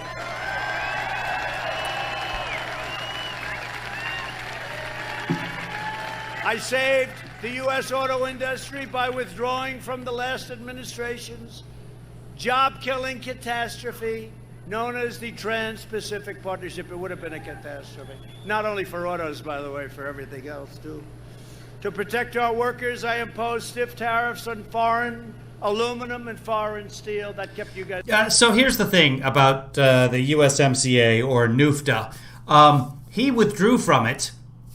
Mexico, or he withdrew from NAFTA shortly after he decided he wasn't going to be part of the Trans-Pacific Partnership at all. Mexico and Canada are both in the Trans-Pacific Partnership. That could have all been worked out without having to destroy NAFTA, because he'd be in now and we would be protected against poor trade practices between all of those countries, including Mexico and Canada. So we have our own little sideshow, which both Mexico and Canada has kind of said, well, I guess we'll do, but like, wouldn't you rather be part of this big group so that we didn't have to worry about all, anyway. I was very busy. They were dumping all over the place. Is that right? They were dumping. And it was bad steel, too. It was dirt steel. This week, my administration reached a breakthrough agreement to stop additional steel imports from Brazil and from Mexico for the rest of the year, despite the USMCA. Sometimes they get a little carried away and we have to do a little tariff action on them. So we stopped that. We're reversing decades of the Biden betrayals that decimated Pennsylvania jobs. You know that. This state lost, listen to this, 1 in 3 manufacturing jobs after the twin disasters of NAFTA and China's entrance into the World Trade Organization. One of the worst things that happened when China came in. You know, they were flatlined for many years. Then they came into this crazy deal. They're considered a developing nation. You see, I've been sort of protesting that, but they're considering China. As a developing nation, you get all sorts of things that you would never get, advantages over the United States. Well, we have very strongly protested that. They're not a developing nation. They're a very powerful, developed nation. And you know what? They got to pay what everyone else has to pay. Earlier this... They do have to pay what everyone else has to pay. You get no advantage by declaring yourself a developing nation. We could declare ourselves a developing nation if we wanted to be a laughingstock. I mean, more so. This year I kept my promise to the Commonwealth of Pennsylvania when we ended the NAFTA nightmare and signed the brand new U.S.-Mexico-Canada agreement into law, which is in effect now and really doing well. Everyone said it'll never happen. And I had great help from these gentlemen right here. Is it really doing well? Do we know that? I took the toughest ever action to stand up to China's pillaging, plundering, and rampant theft of Pennsylvania and many other places. I don't think Triumph would get very far with Trump. He doesn't have much of a sense of humor. At one point, Ali G tried to interview him, and he called out Sacha Baron Cohen. He knew that this was a joke to begin with. Jobs. That's all throughout the world, by the way. But our states have been just pillaged by... He's so used to people coming in praising him that as soon as Sacha Baron Cohen asked him one difficult question, he just walked out. China and others.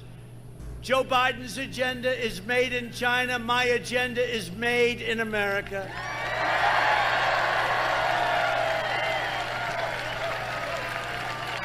Okay. It technically doesn't have an agenda. There was no platform this year for the Republicans. So maybe Joe Biden's was made in China, but at least he has one.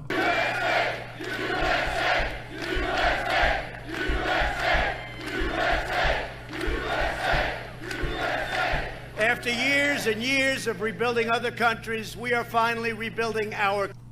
Now he's just reading off the teleprompter. Should we keep going with this, guys? Are people having a good time watching this? Country. It's called America First. We're America First. It's enough. And we're bringing our soldiers back home. You see what's going on. After 19 years in Afghanistan. Hi, Marcy. Faraway places. To bring hope to our inner cities, I created Opportunity Zones. Tim Scott, great senator from South Carolina, worked on it with me. Passed criminal justice reform. Delivered permanent funding for historically black colleges and universities that Obama would never do. And before the China virus, we had... Wow, no, Obama started that program in 2010 and had a 10-year law passed that then sunsetted and Trump had to renew, which he did. But that's just completely disingenuous and not only disingenuous, but I kind of think that's racist to say. Achieved the lowest African American, Hispanic American, Asian American unemployment rates ever recorded by far. And they're now heading back in that direction quickly. Democrat politicians have failed the black community for decades. They failed the Asian community, the Hispanic community. They failed women. The numbers on women's unemployment were the best in 61 years. Biden spent the last 47 years betraying the American people. He was always for things that you wouldn't want, and now he's changing. No, I never said that. I never said that. I've pulled us out of the last recession. You've put us into recession, but he was the one who was trying to hurt the American people. Spent the last 4 years keeping my promises and delivering for the African American community and for all communities. And the best is yet to come.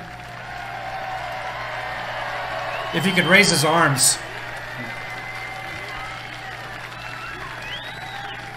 Perhaps in no area have our opponents more thoroughly betrayed working families of all backgrounds than on the subject of immigration. You know, we've been fighting for that. Ooh, come on. Under my administration, we achieved the most secure border in American history. We ended catch and release, stopped asylum fraud, and we've deported 20,000 gang members, and we get them out, and we get them out fast. Thank you. Be fun to see, though, Bev. ICE and Border Patrol. ICE and Border Patrol. They don't like ICE because ICE is, they're tough. You gotta be tough in that job, by the way. Anybody up here like to work in ICE? I don't think so. Let's see, you could probably be okay. But you'd rather do what you're doing, right? I agree with you. These are tough guys. They have to be tough. These are bad, bad gang members. I mean, you look at MS-13, you look at what's happened with MS-13, you look at, but we get them the hell out. Sometimes we have to put them in prison because we don't even want to take a chance they can come back in after what they've done. We built 300 miles of border wall, and we're adding 10 new miles every single week. Every week. And the wall will producer be Joanne is very right. soon. And by the way, they keep saying, but Mexico will be paying for the wall. And I say it respectfully to Mexico, but they will be paying for the wall. No, that's not the way it works. They just don't want to write it, and that's okay, too. You're not going to send them a bill. What are they going to do? Okay. Yeah, they want us to pay for the wall. Okay. It's never going to happen. Because Mexico's treated us very well. The president of Mexico, right now they have 27,000 Mexican soldiers on our border guarding us. They do not. That is not the way it happens. From people coming in illegally. No, they don't.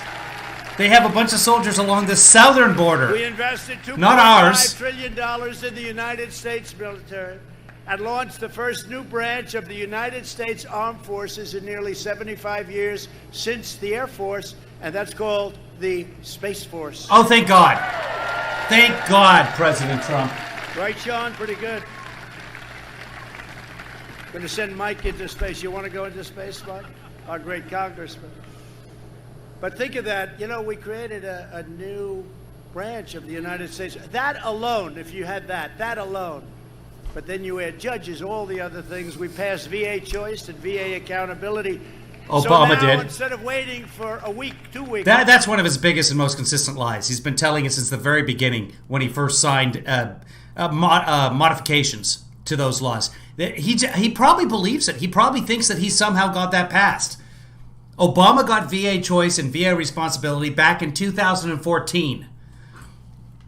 And Trump was screaming for it during the campaign. He just has no concept of reality. 5 weeks, 9 weeks to see a doctor. You don't I want your fawn cake. have a doctor. You go right out. You get a private doctor. I want a, what's it called, a haipu pie? Doctor, we pay the bill. How pay? And our great veterans get better quickly. And accountability. We keep people accountable for the way they treat our veterans. And if they don't treat them well, we say, sorry, you're fired, get out. No, we couldn't fire anybody. We had sadists, we had thieves, we had some very bad people in the VA, and they're all gone. Thank you. I love you too. Thank you. Thank you. Such friendly voices. Right, beautiful. Only in Pennsylvania, right? Haupaya? Thank you. Haupaya. I withdrew from the Say it out loud so I can hear. Disastrous Haupaya. That's what I said. Think of this. Obama paid $150 billion for a short-term deal.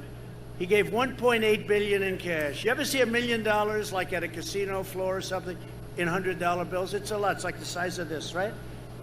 Now think $1.8 billion. How did you guys allow that to happen?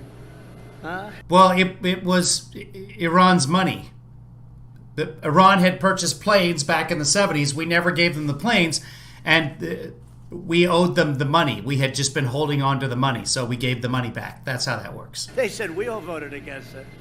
I kept my no one voted on it. It was Iran's money. promise. Recognize the true capital of Israel.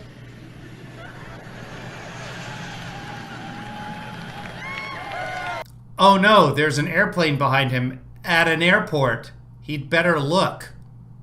Yeah, an airplane at an airport! You never know nowadays, right?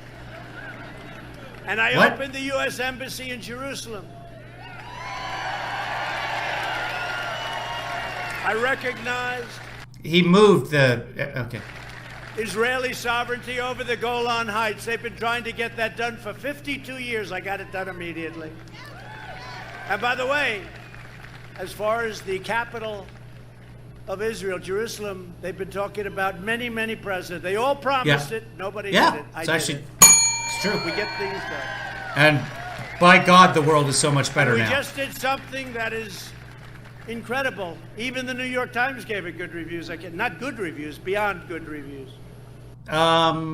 If he's about to say the UAE deal with Israel, yeah, that was okay. But that's more about economic development than it is about peace. The two were not at war with each other. Tom Friedman gave it phenomenal reviews. You believe that? And that's Sure. we achieved the first breakthrough in Middle East peace in decades. A deal with Israel. That's just not true. Every few years, there's another breakthrough. In fact, there's a much bigger deal that just happened with Hamas in the Gaza Strip and with Israel, brokered by Egypt and another country whose name is. But Trump had nothing to do with it. But anyway, that's actually a significant Middle East peace deal. The UAE it's nice. It's good. Right? And the UAE. To deal with Israel and the UAE. And that's going to lead, and I will tell you, we have representatives over right now, and other people are saying, we want to get in that deal. You'll have peace in the Middle East, but we want to get the hell out. So you can just jump on Al Jazeera, and you'll see that the Hamas deal is a much, much bigger deal than the UAE-Israel deal. But that's not, it's fine. UAE, that's great. Good for you. Let's get them all back. Let's get them all back. Don't forget, we're energy independent. There used to be a reason. Now we do have a reason. It's called Israel. And we have some very... We're not energy independent at all. Good partnerships over there. In all fairness, we have some countries... Well, I mean, you could look at it. We are the number one producer of certain types of energy, but that doesn't mean we're not bringing in energy to the country. And a lot of our energy leaves the country too. But we need a certain amount of gas. We need a certain amount of oil. So we are still importing foreign energy. Countries that have treated us very well, and we're going to take care of those countries. But we are energy independent for the first time, and that's a very good feeling. We are absolutely 100% not energy independent. We are still shipping in energy from other countries. Oh. And our military has never been stronger than it is now. It's new and it's beautiful. And I told you, we took over 100% of the ISIS caliphate in Iraq and Syria, and we killed the founder and leader of ISIS, al-Baghdadi. Good. And separately, we killed the world's number one terrorist for decades and decades, Qasem Soleimani. We killed... Thanks, Chris. It's a big step for the Middle East. We kept America out of wars. Remember, they always said, oh, this Trump, he's radical. He's really, I mean, he's too radical. He'll get us in wars. I kept you out of wars. What happened with North Korea? Look, I get along with Kim Jong-un. We weren't at war with North Korea, and we are still not at war with North Korea. That's what happened. And by the way, in the meantime, they've been testing ballistic missiles, and they can now drop a bomb on the United States, a nuclear bomb. That's what happened with North Korea. You say, that's terrible. He gets along. No, it's good if I get along. If I get along with... No, it's terrible because Kim Jong-un now can attack us with a nuclear weapon, and we'll start being threatened with that very shortly. Russia, is that a good thing or a bad thing? I think it's a good thing. It's a very, very bad thing because now you're in Putin's pocket, and when they attack us, literally ram our vehicles in Syria, you say nothing. The Russians are literally just flaunting it in the sky and on the ground. Russia is kicking our asses, and he says nothing. Nothing. They're putting bounties on it. Even if the bounty story has no merit to it whatsoever, even if that is a complete fabrication or a misunderstanding, literally vehicles, American soldiers being injured and vehicles being rammed by Russians, not a word. Just bragging about how well he gets along with President Putin. Maniacs. By the way, President Putin has also said in the last couple of days he's made fun of Biden and his age and his This is all Putin's playbook. They always talk about Russia. They never talk about China. You know, it's very interesting.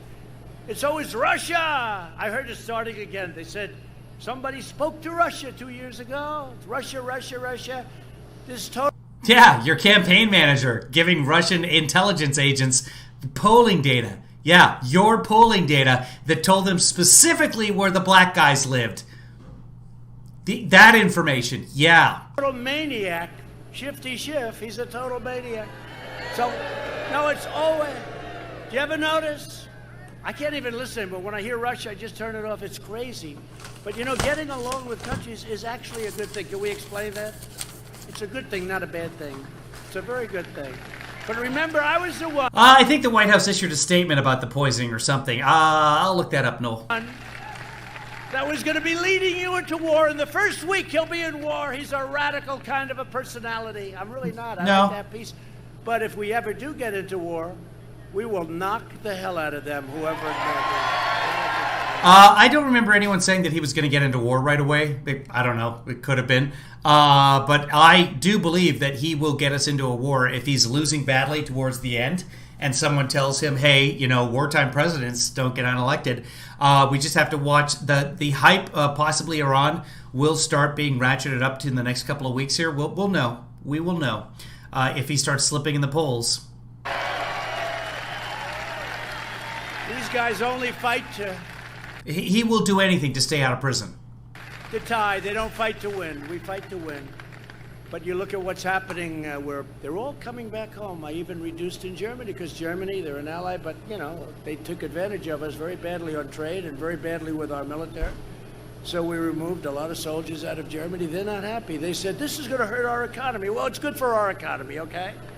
They thought it was going to hurt the German economy. Well, they don't treat us right. Putin has been trying to get U.S. forces out of Germany for years, and Trump just handed it to him. There you go. We'll pull them out. Sounds good. Thanks. Because of, you know, economy.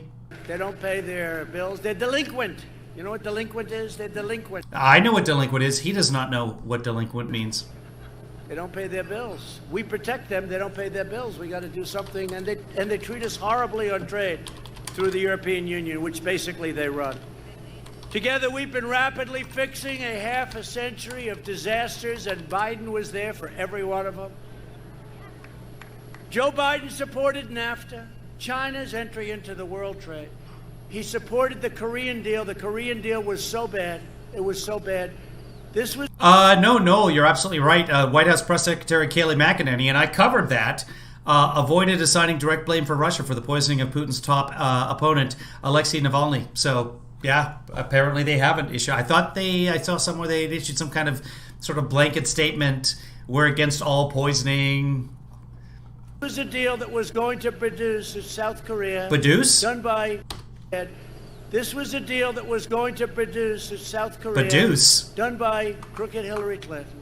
This was a deal that was going to produce 250,000 jobs. She said, this will be 250,000. And she was right. No, she never said that. 250,000. For us, complete nonsense. We got nothing. We got losses. We got... yeah, the whole, we got a South Korean deal, and Hillary Clinton said, no, she was Secretary of State, and she wasn't even Secretary of State at the time of any deal with South Korea. So... nothing. It was a terrible deal. I renegotiated. Now it's a good deal. No. And they also gave and want to give mass amnesty for illegal aliens. Biden supported cutting Social Security. He voted for the Iraq War. He opposed the mission to take out Osama bin Laden. He opposed the killing of Soleimani. When I did that, he said, that's a terrible thing. That's a terrible thing. Everybody in the Middle East, they couldn't believe it. They celebrated, some of them quite quietly, I must add. He oversaw the rise of ISIS, and he cheered the rise of China. Yeah, the Treasury, or is this a new thing, Chris? The Treasury's been pumping in money to buy not just corporate bonds, but I can't even think right now. But they've been doing that for about a year and a half. Rather than quantitative easing, they've been throwing the money into the stock market to the tune of about 4% of the gains. That was before COVID. I don't know that they've been doing that since, but if they are, Chris, send me a link. China is a positive development for America and the entire world. Remember that? Now he's trying to say, well, I can be tough on China too. No, he can't. China owns him. China owns Sleepy Joe. There's no evidence of that. He's not going to be tough on China. And he said all these wonderful things, and then all of a sudden his poll numbers started going down. Yeah, you guys can check out any time. I'll stay until the end, but honestly, you guys can take off if this is torture to you, because I get it. I totally get it. He usually, if something interesting happens, it happens in the first 15 to 20 minutes of the speech. I'm just sort of riding this out the way we're riding out COVID. How about law enforcement? He's like so bad. In his entire convention, they didn't even mention. And by the way, what? Something else they did. You gonna finish that sentence? Really terrible. The words "under God," right? Yeah. Right. Right. They did mention those. Called the Pledge of Allegiance. Yeah. Under God. He left those two words out twice at their caucus, which is part of their. Now, okay, the caucus meetings, he did not. Biden did not. Biden never said it. But anyway. Convention. But that's where they're coming from. He's trying to say, oh, well, we didn't do this. And then we gave it to him and he sort of shut up. But then 2 days later, he's saying it didn't happen. They lie. And these mail-in ballots. I haven't seen Biden check in on the whole under God controversy at all. But okay. These mail-in ballots are a disgrace, and they know it. Here we go. So you should vote twice. Sign your mail-in ballot. Yeah. Okay? You Yep. sign it. Yes. And send it in. And then Okay. you have to follow it. Yeah? And if on election day or early voting, that is not So you sign it and then you go into early vote? Tabulated and counted, you go vote. No, that is illegal. Do not go do that, people. Do not vote twice. And then if for some reason after that, it shouldn't take that long, it comes in, they're not going to be able to tabulate it because you will have voted. No, that is not the way it works at all. You will be charged criminally. But you have to make sure your vote counts, because the only way they're going to beat us... If you happen to be one of the 8 people that gave me the thumbs down, go ahead and vote twice for Trump. Please do. Have at it. Vote more than twice. See, just to test out the system, I want you to vote 30, 40 times. And let them know. Just take another ballot, fill it out. Take another one, fill it out. I want you to do that. Fill out one of the name of your dog while you're at it. By doing that kind of stuff. I'm trying to be nice.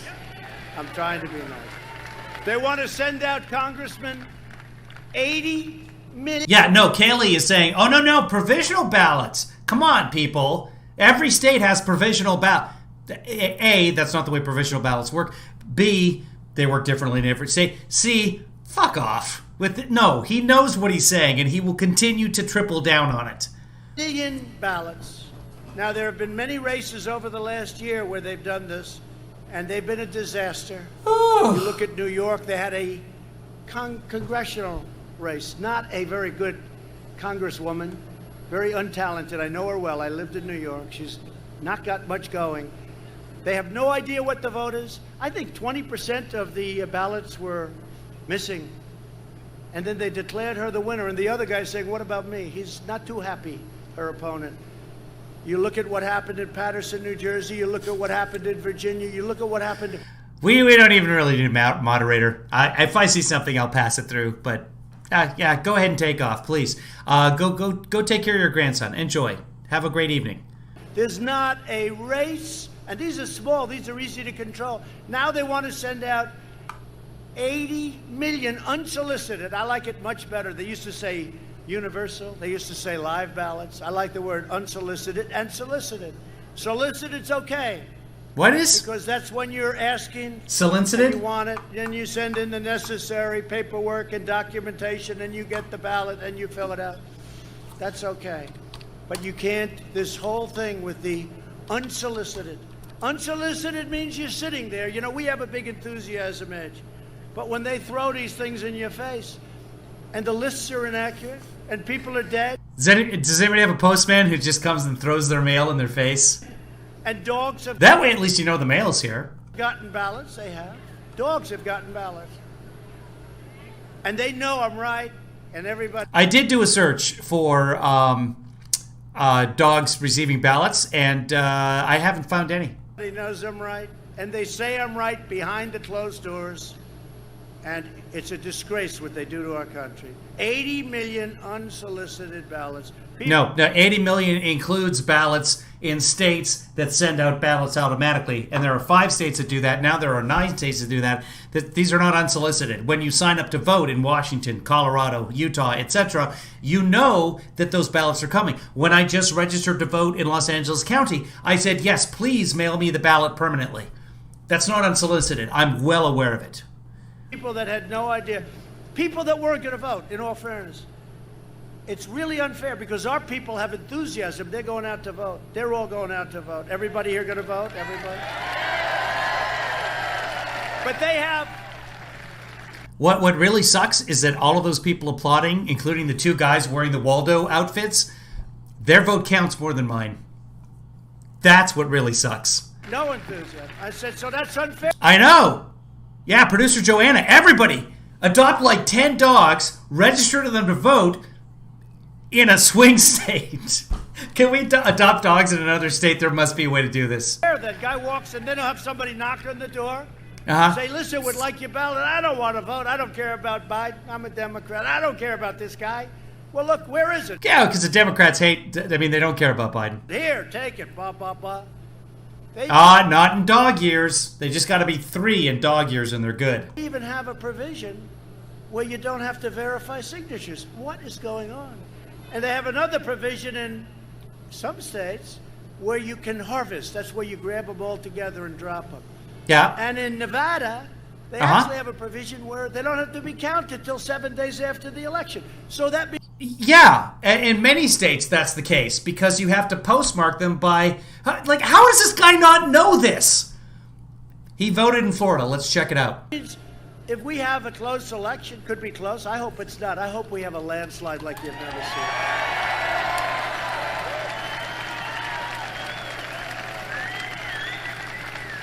But if we have a close election, that means Nevada has the right to, and I love Nevada. I think we're going to win Nevada, except where they're sending all these hundreds of thousands, millions of unsolicited ballots to people in Nevada and people that probably left a long time ago. It's very unfair. It's a very unfair. But think of it. They have 7 days after the election. Did you know that, Mike? 7 days. What does that mean? I want to see the results of the election on November 3rd. Right? And by the way, if it's anything like these other events, it could go on forever. I mean, the congressional race, which they just gave up and they declared her a winner, which they should not have done. They should make that do-over. And I think in Patterson they have a do-over. I think they're going to do it over because it was just ripe with fraud, theft. People were selling ballots. Florida, where he votes by mail, also has a 7-day extension. And if you're in the military, you can vote up to 1 week after that. They will still count your ballot no matter when it gets there. So he's a fucking idiot. We're selling ballots. And you know, they talk about Russia. They're so worried about Russia. What about sending out 80 million ballots? That's your real problem. And you know, if Russia or China or these other countries want to cheat, all they have to do is forge ballots. It's much easier than the way they have to go about it. No, they need to have the barcodes that match the person and the signature and the address. And then they have to fill out the signatures on every single millions of ballots. It's ridiculous. It's never happened. It can't happen. Right? So we have to put pressure on these people. Now, the good news is we have a lot of court cases. We have one in Pennsylvania. You know that, right? And we have 2 judges. We have a state judge. We have a federal judge. I think both highly qualified judges, from what I understand. I hear that they're not too happy about what they're seeing. So we'll see what happens. We're going to see what happens. The lawyers feel very confident. But we have to win those cases. But what you have to do is send in your early ballot and then go and make sure that ballot is tabulated or counted. Just one more thing for Florida. There's a 10-day extension for overseas voters who they can vote by Election Day, 7 p.m. on Election Day, November 3rd, and there is a 10-day extension on that for overseas voters. So this whole 7 days in Nevada, who's ever heard of that? Every state. Counted. And if it's not counted, vote. And then they have the job, if it comes in late, and if it's not too late, they have the job of making sure that they don't count it. But No, that's not the way it works. You have voted twice, and in 39 states, that is a crime. Punishable by various amounts of dollars, depending on the state, and up to 3 years in jail, from just the few states that I read. I didn't go through all 39 states, but it is a crime. Here's the President of the United States telling people to commit election fraud. Get out there and commit a felony, says the President. Like, when has this... Where are we?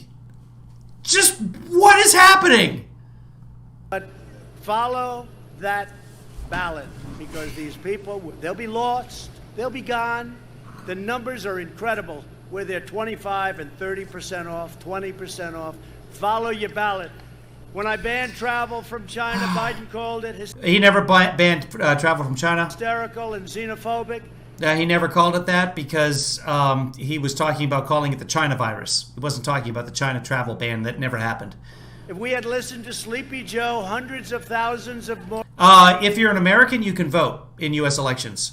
Just wherever your last address was. I think you have to register somewhere. But yes, as long as you're American... Wait, expats? As long as you have American citizenship, you can vote, is the answer to the question. More Americans would have died. You know that. You know, he always gets up today.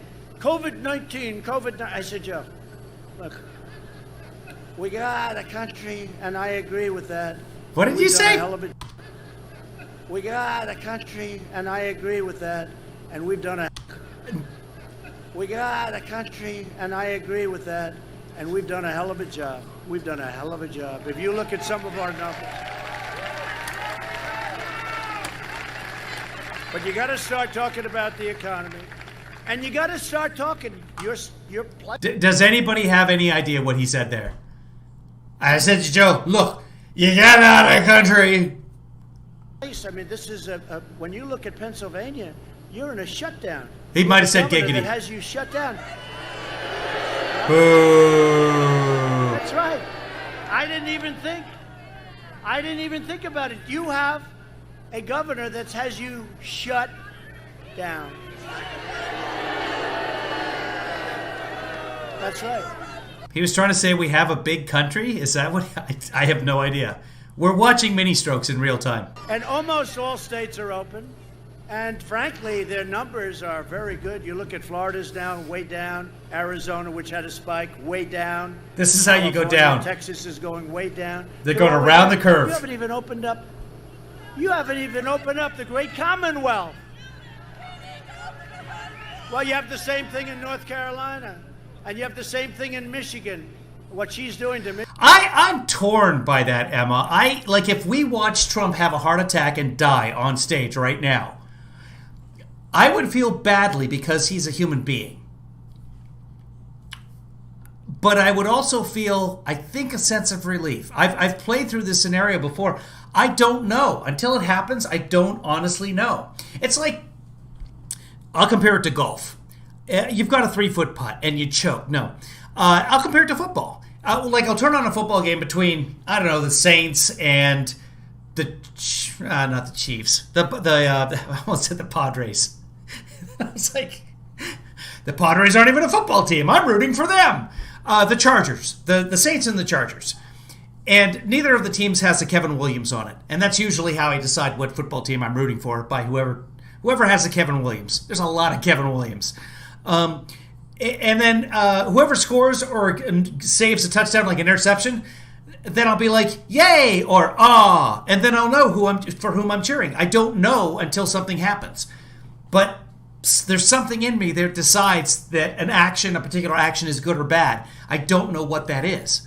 Now, in terms of I'm going to cheer for the Seahawks because I'm a Seahawks fan. I'm going to cheer for the Oilers because I'm an Oilers fan. That sort of thing. I get that. But I don't know how. I'm going to have to see Trump collapse. I'm going to have to wait to hear that Trump has died to know how I feel about Trump. And I hope that I feel some sense of humanity. I really do. I don't know if I will. He may be the one human being. You're a Patriots? Oh, fuck this whole conversation, Patriots. God damn it. Just, Emma, why do you talk at all? Somebody ban her. Moderators, get rid of Patriots. Right there, Emma. Michigan has said. Patriots. And you have death with a shutdown. You have depression. Do you like the Bruins, Emma? You have drugs and alcohol. You have sickness. You have loss of jobs and people. You have suicides. Don't even think about it. But you have suicides. You have a tremendous. Actually, at this stage, we did the right thing. We closed the country down. We closed the country down. There was no appreciable increase in suicides. There was a slight increase, like 2% or something like that. But we won't know for a couple of years until this sort of thing is studied. But in the Great Recession that lasted for 3 years, in all of Europe and North America, there were 10,000 extra suicides.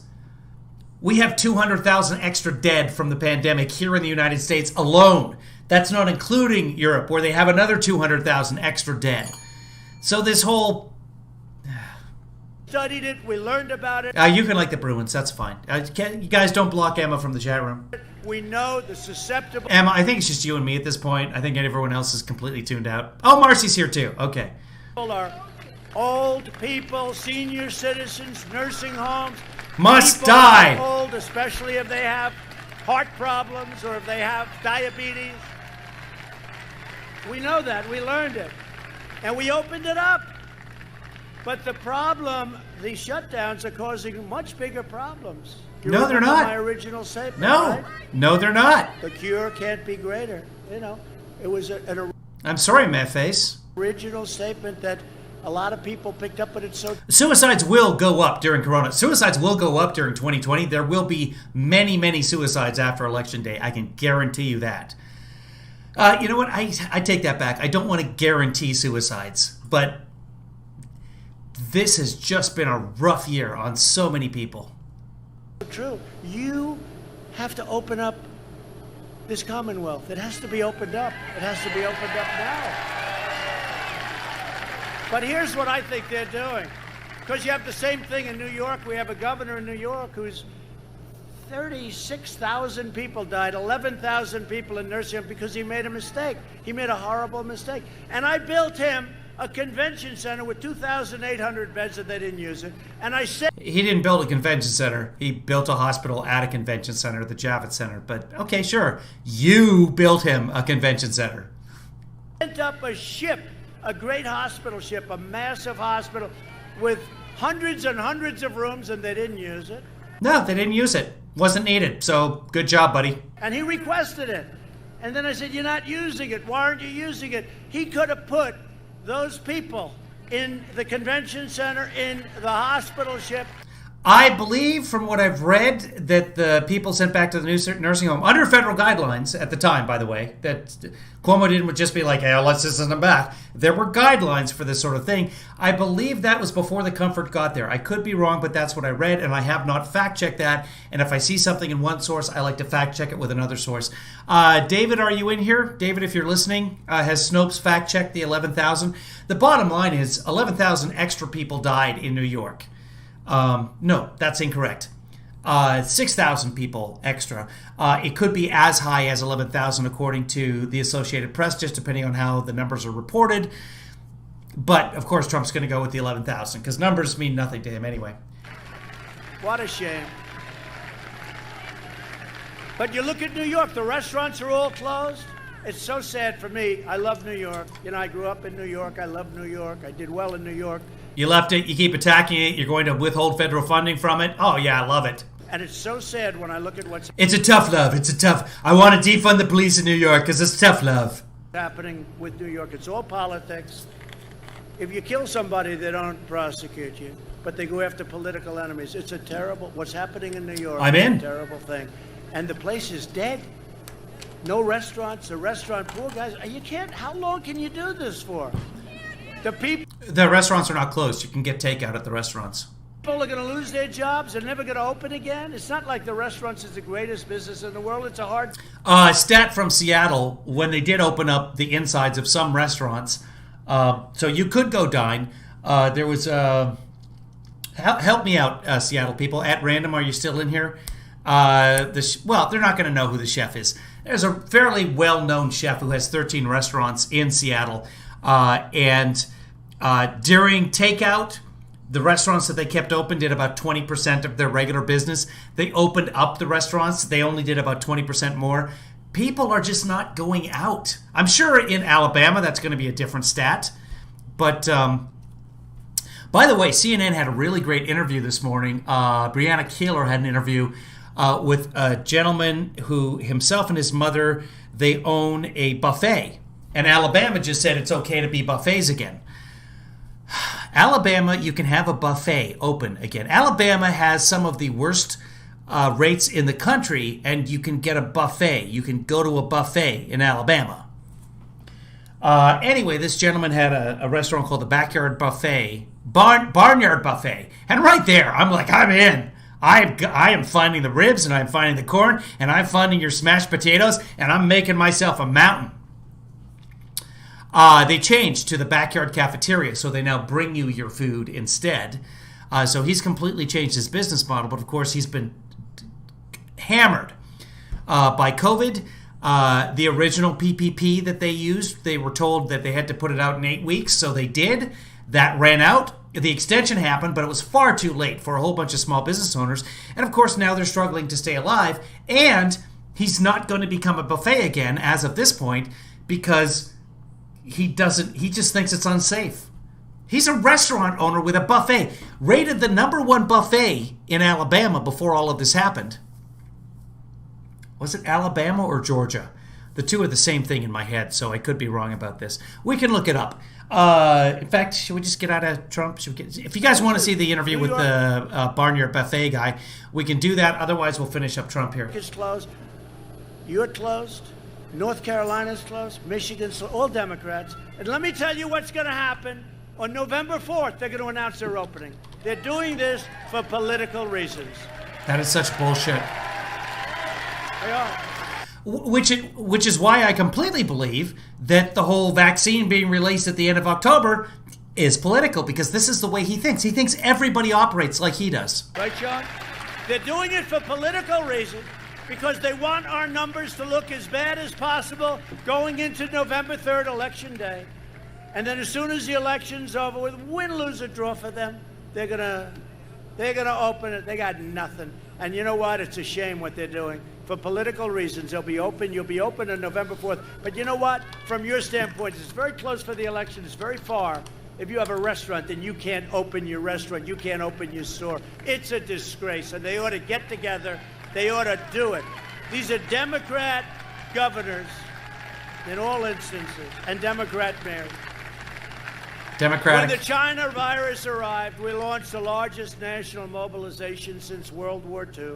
Thanks to the life-saving therapies that we pioneered, the mortality rate has been reduced by 85% since April. Think of that.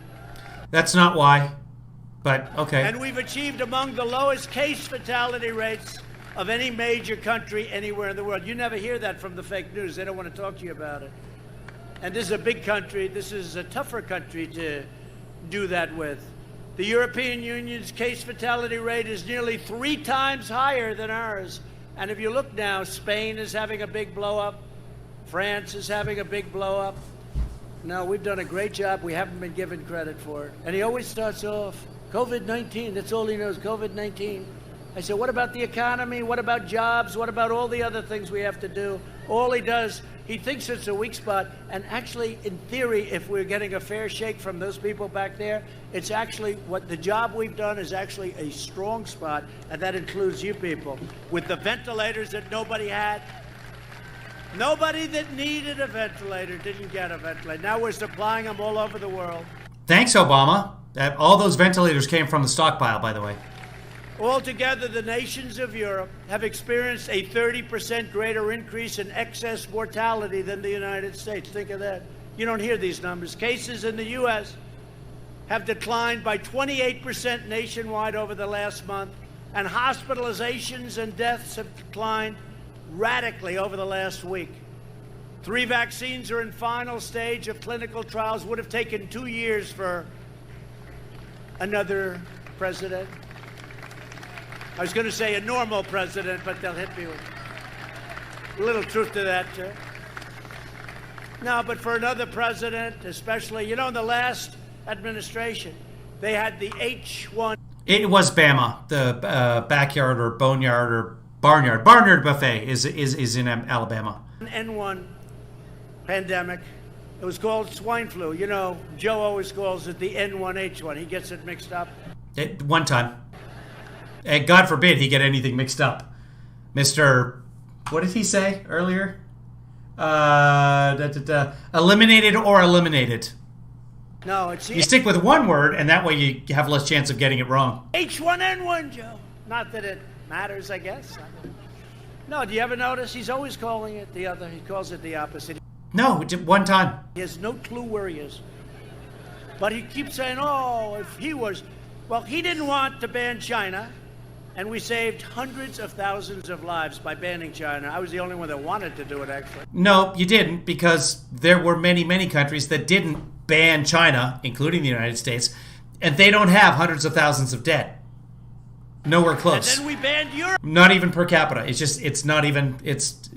The argument is completely facetious. Because I saw what was happening in Italy and Spain and France. We banned Europe. We saved hundreds of thousands. And if I didn't do the closing and we banned Europe because I saw what was happening in Italy and Spain and France. And we banned Europe. Where's France? We saved hundreds of thousands. And if I didn't do the closing and the opening, so we're at 175,000. Far too. Look, 1 is too much. Because this was given to us by China, and it's a disgrace. It's a disgrace. They could have stopped it. They So one death is too much. Let's open the schools. stopped it from going into China, but not going to the rest of the world, including our country. It's a disgrace. But think of it. Joe Biden got the worst marks you've I would have no problem with banning Fran Drescher. No offense, but ever seen for his handling I mean, we banned Chad, so why not? of the H1N1 swine flu. They said it was incompetent. And the head guy, who now he's trying to retract, it's a little tough. That's one great thing about the tape. He said it was horrible. He said we did a horrible job. He said they got lucky. It's not contagious like this. This is a tough one. I can look at that guy, he'll catch it right there, and he's very far away from me. It's a tough one because it's so contagious. I don't think that's how the science of it works, but okay. But the swine flu is a different thing. But also, nothing's easy about that, pandemics or epidemics. And his marks, take a look at the job they did. It was so bad that their top person criticized it, and they went after him. Do you have a name on that? They said, don't ever say that again. But it's a little late. He said it was one of the worst jobs. And we actually had a Gallup poll where we got very high marks for the job we did. And they had a poll where it was so low, it wasn't recordable. And then he's coming along and telling us how to solve this very difficult problem. We've done a great job. And I don't want the credit, but I want the people, Mike Pence, I tell you what, our vice president, Mike Pence, and the task force headed up by Mike, and working along with a lot of great people. They've done a fantastic job, and they just get no credit. If I was a Democrat, a different president, and they did the same job, they'd say it was one of the greatest jobs they've ever seen. But take a look at what they say about the way they handled the swine flu. It was a disaster. It was incompetent. They called themselves incompetent. They called themselves, and now they're coming in like, well, we would have done this. And Biden, by the way, was totally against, remember? Xenophobic, racist, because I closed down China. And then 2 months later, 2.5. No, it was because you keep calling it the China virus. And Nancy Pelosi was having dances in Chinatown, right? A month later. No problem. I was way ahead. And then Biden comes out and he actually... zeroing in on Chinatown specifically, Chinatown has not been a hotspot of the outbreak. So what Nancy Pelosi did was just fine. Said that I was right. I mean, I went to a wedding on February 29th. Like, we didn't know. We didn't realize how much the virus was already here and that we had community spread because we didn't test in February like we should have been testing. But they said, don't say that. Try doing it a little softer than that. So he did it a little bit softer. But we were right. They were wrong. They handled it so badly. Just take a look. Because I said to my people, we've got to fight this a little bit differently because we're getting a lot of fake news, a lot of bad people saying things. And you look at the stats and you look at how we've done compared to really much easier and much... Did he say xenophobic again this time? Smaller countries. And now they're coming in like, well, we would have done this. If I was a Democrat, a different president, and they did the same job, they'd say it was one of the greatest jobs they've ever seen. But take a look at what they say about the way they handled the swine flu. It was a disaster. I just did. He's talking about Ron Klain, and Ron Klain's remarks in terms of the trouble that they had coming up with enough vaccines. Luckily, and he said this, there was luck that the virus sort of faded away. They didn't need all the vaccines they thought they were going to need, but they wanted to hit X amount of vaccines. They couldn't do it because production was a difficulty. So this is what's going to happen when we also come up with a vaccine that works. If we're not already producing millions of doses of the vaccine, we are failing. Thank you very much. That's quite a turnout, I will say. That's very nice. What makes today such a special I don't know what's playing in my ear, and you guys can hear it too. Hold on. Congressional Medal of Honor winners. One of them, Woody, is 97 years old and he's sharp as a tack. I don't know why that's talking. Give me a second here, guys. That's this. I don't know why this started, but let's get back to Trump here. I'm listening for xenophobic. It was incompetent. They called themselves incompetent. They called them, and now they're coming like... No, Ron Klain never said that things were competent.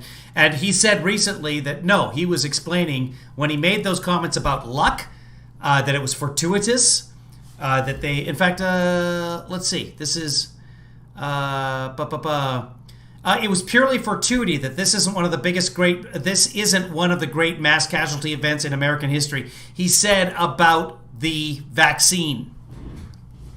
Biden, on the other hand, had said, listen, we need to be aggressively early on this, Biden announced, according to Brennan. Then he was on, and I have this clip. I'm not even going to play it. But basically, he advised social distancing, which he got flack for. Because they're like, hey, we don't want to hurt the economy. But Biden was ahead of the game on social distancing. Like, well, we would have done this. And Biden, by the way, was totally against, remember? Xenophobic, racist. Oh, he didn't say it? Oh, thanks a lot. Now you've wasted everybody's time.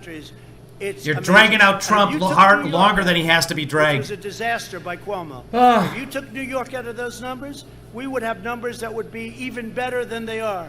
You can't take New York out of the numbers because New York is in the United States. I could read numbers that would be even much better because a big... By the way, go ahead and take the numbers out. We're still probably number one. Let's do it. Percentage of the people that died in this country died because New York was incompetently run by Mayor de Blasio and Governor Cuomo. So we've lost 191. And by the way, just today, there's another incredible thing happening. Pfizer, great company, announced that it expects to have New York was 33, so we're looking at 170. Very shortly. Incredible. Under Operation Warp Speed, we remain Sorry, on we're track looking at to 160. produce a safe and effective vaccine in that record time that we talked about. 158. This would have been years later. It will be delivered before, in my opinion, before the end of the year, but it really might even be delivered before the end of October. How do you like that? Yeah, I thought so. So there it is. You take New York out of the equation. You take the 33,000 deaths in New York out of the equation. We are still the number one country in total deaths. We're still at 158. Brazil is the next highest at 124,000. And they've just let it go rampant. So, yeah. Go ahead and take New York out, Mr. President. That would be nice. And you know why? Not because of the election. Be nice because we want to save people. That's why it'd be nice. That's the important thing. Together, we will... Rachel usually is on top of the ball. So, yeah, I wanted to do it for my purposes. Because really, I'm all about me. We'll defeat the virus. The job we're doing is the job that all of the people working on it, our generals, our He's almost done. The distribution. We bought billions and billions of dollars of things, and now we make gowns, and we make masks, and we make shields, and we make ventilators. Very tough. The ventilators, very complicated, very big, very expensive. It's like, I made the statement, it's like building a car, but more sophisticated. And they said, no, it's not. And they said, they took a ventilator, they took it apart. These people are the worst. The worst. What? Over the next 4 years, we'll make America... Hold on, what does he say about the car thing? Because I have a video on that. It's like, I made the masks, and we make shields, and we make ventilators. Very tough. The ventilators, very complicated, very big, very expensive. It's like, I made the statement, it's like building a car, but more sophisticated. And they said, no, it's not. And they said, they took a ventilator, they took it apart. These people are the worst. The worst. Over the next 4 years... Hold on, give me a second, because I want to grab this. He keeps saying that ventilators are so complicated. And I actually have Vice President Pence talking about that. I have so many ventilators, so many ventilator clips. This might be it. But I have a feeling that a lot of the numbers that are being said in some areas... Computerized machine and delicate. Manufacturers tell us that a ventilator actually isn't a very complicated piece of equipment. But I have a feeling... There you go. So here's again, it's so complicated, a bit more complicated than a car, he always says. It's a very complex machine. A very sophisticated, heavily computerized machine and delicate. Manufacturers tell us that a ventilator actually isn't a very complicated piece of equipment. But I have a feeling that a lot... It's not. It's a complete lie. Yeah, it's somewhat complicated, but it's nowhere near a car. He just said, like, and why? Why say that? What is the point? It's a ventilator. We need them. That's good. You're making ventilators. Congratulations, you're the ventilator king. Why does it have to be more complicated than a car? Why? Who the fuck cares? Give me a goddamn ventilator. Oh. We'll make America into the manufacturing superpower of the world, and we will end our reliance on China once and for all. That's what we're doing.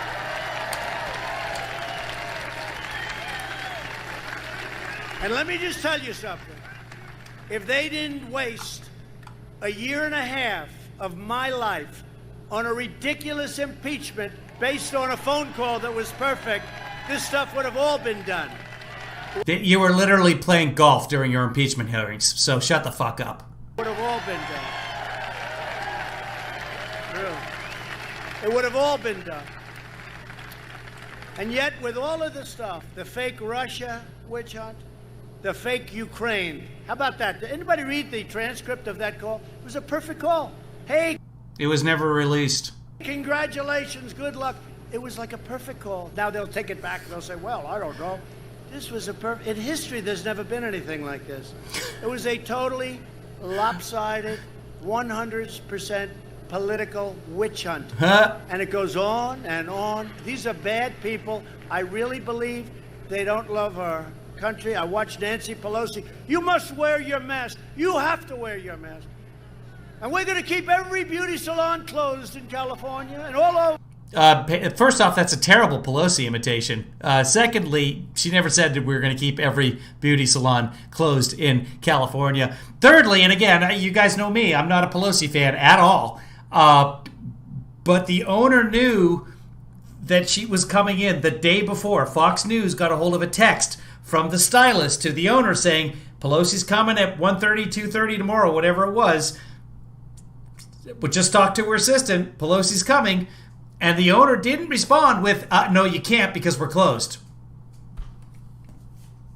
And then the owner's on TV saying, oh, they're threatening me with death. And okay, so no one should threaten anybody with death. That's not a good thing. But if you're the owner of a salon, it's your responsibility to tell the people that rent from you. They're not even employees. To tell the stylist saying, no, you can't. We're still closed. We might open up, and I guess now they're opening up. But this was the day before September 1st. So, anyway. So, yeah, Pelosi saying it's a hit job. It really does appear to be a hit job. And again, not a Pelosi fan. And then I see a picture. I say, Nancy Pelosi, well, where's her mask? And I'll tell you what. She must have treated that beauty salon owner pretty badly. She uses the salon, and the salon turned her in. The salon turned... The hairstylist did not turn her in. The hairstylist, through a lawyer, is vouching for Nancy Pelosi. I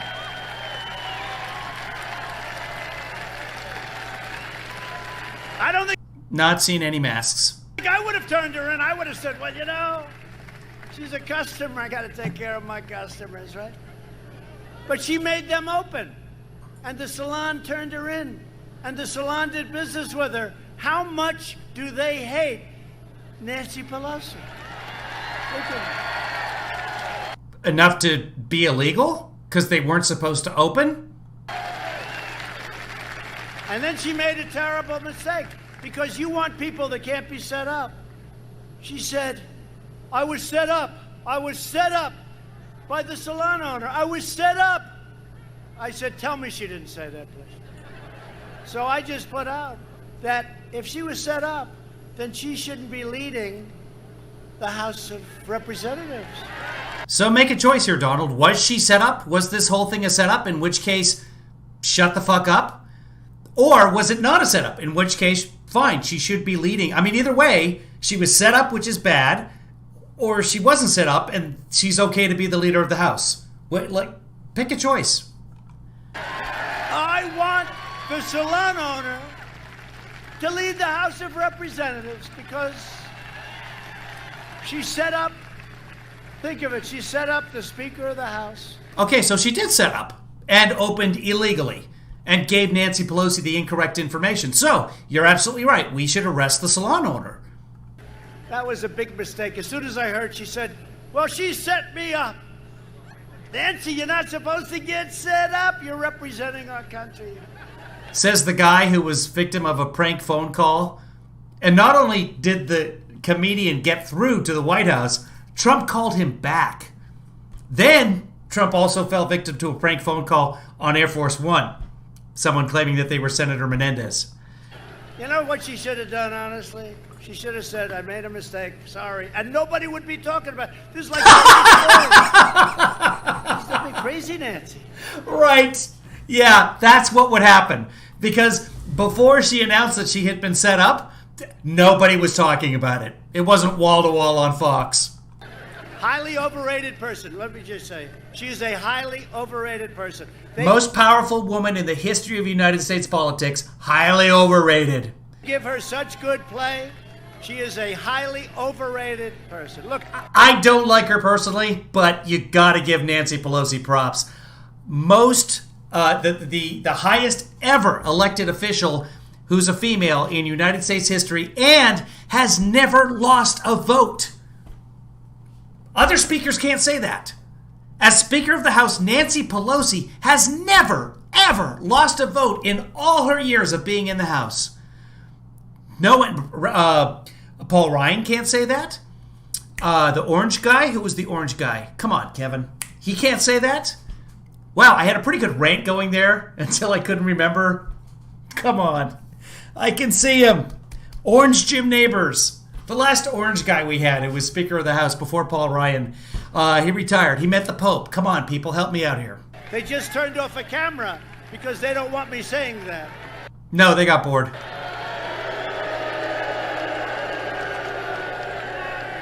So just in closing, we will rapidly No, his name's not Justin Closing. return to full employment, soaring wages, and record prosperity. We will hire more police, increase penalties for assaults on law enforcement, surge federal... John Boehner. I saw one of you say boner, and I was like, wait, that's almost right. Prosecutors into high-crime communities and banned sanctuary cities. We will appoint prosecutors, judges, and justices who believe in enforcing the law, not their own political agenda. Yeah, he's just going to read off the Make America Great Again at this point. Here, you guys, you want to watch, does anybody want to see the, come on, Barnyard Buffet guy? Does anybody want to see him? I'll give you guys a few seconds to respond. What happened there? I don't know. Well, I don't know why the top chat suddenly... Oh, I know why. Because I'm on the wrong page over here. Okay, let me get rid of that. Let's do this here. Let's do this here. Bring that over here. There we go.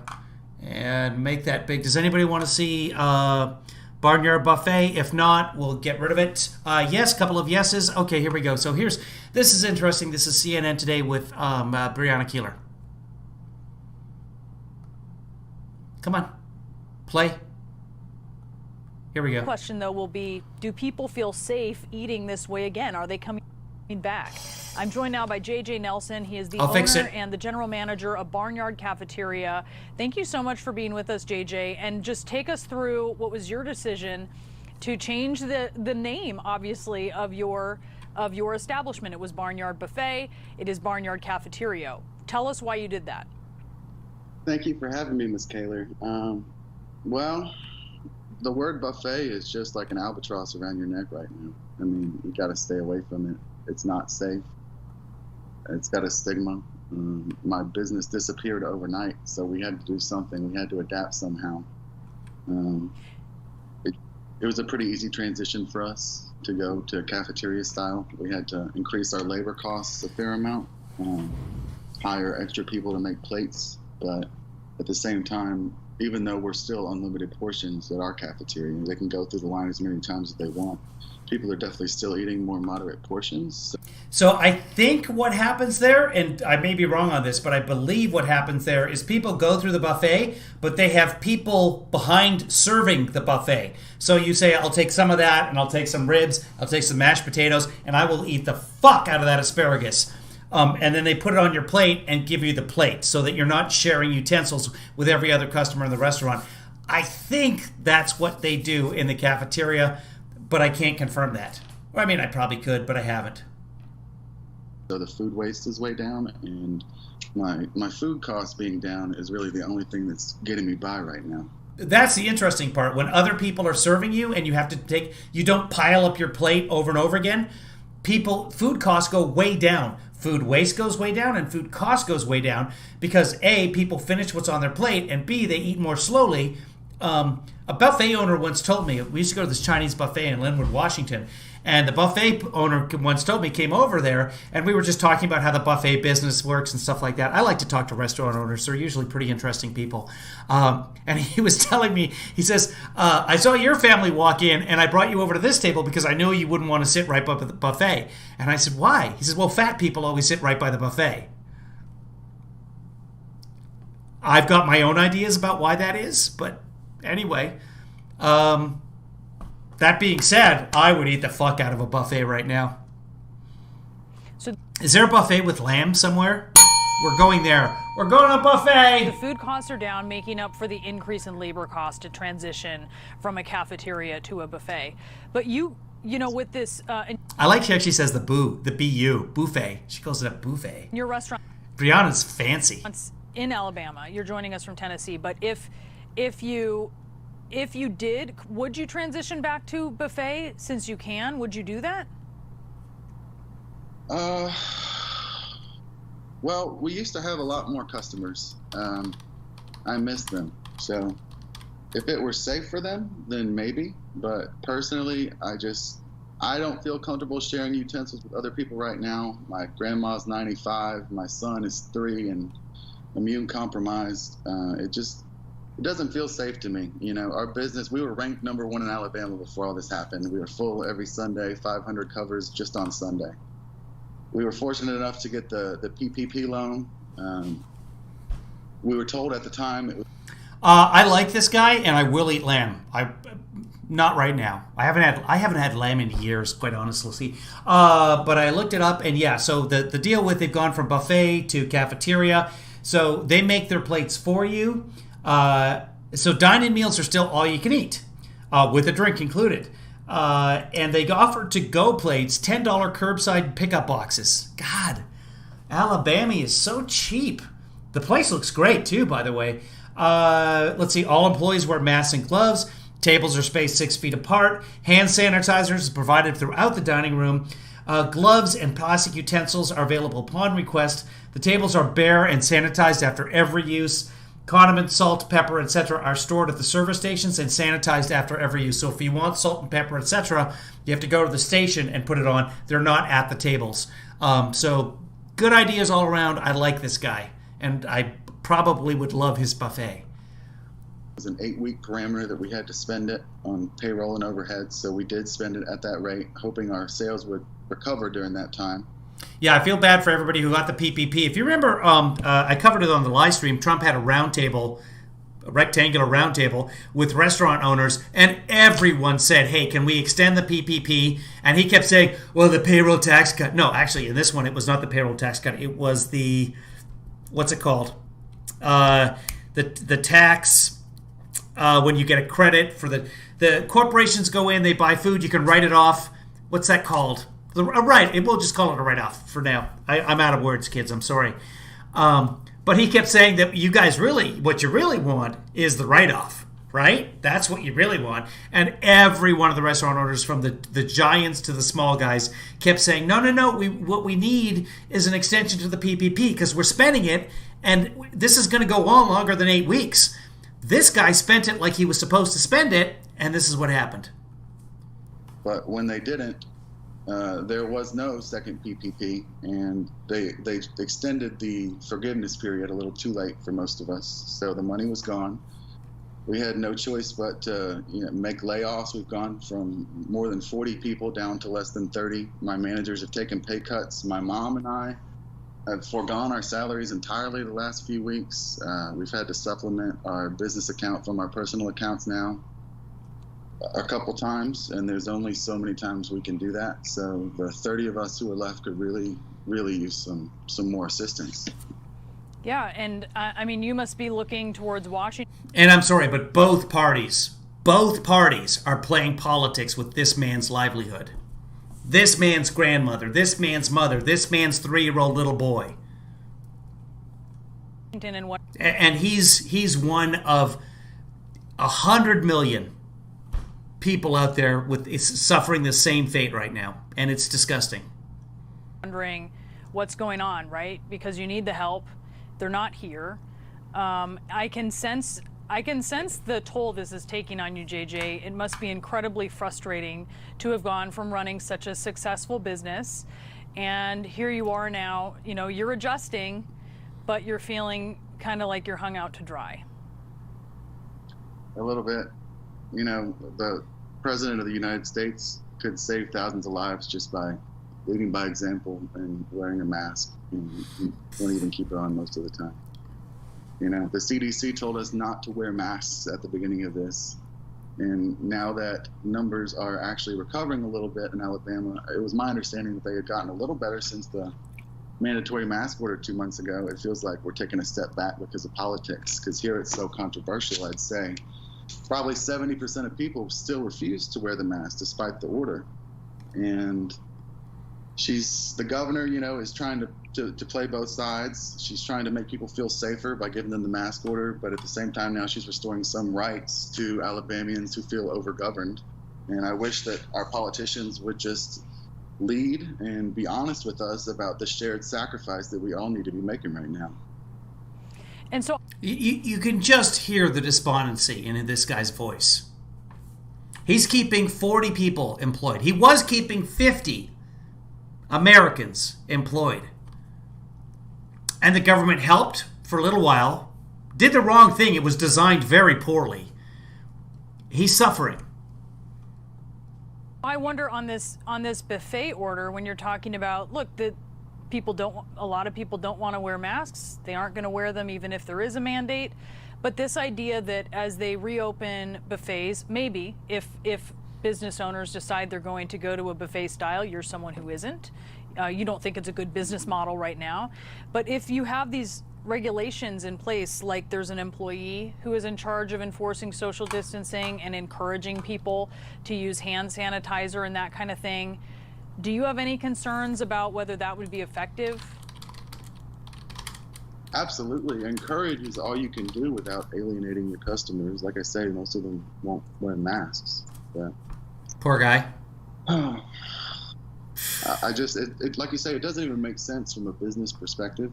Like with my labor cost up here, if I go back to a buffet style, my food cost jumps back up, and my margins, it's already so slim. It's business suicide right now. This just feels like politics, putting politics over people's lives.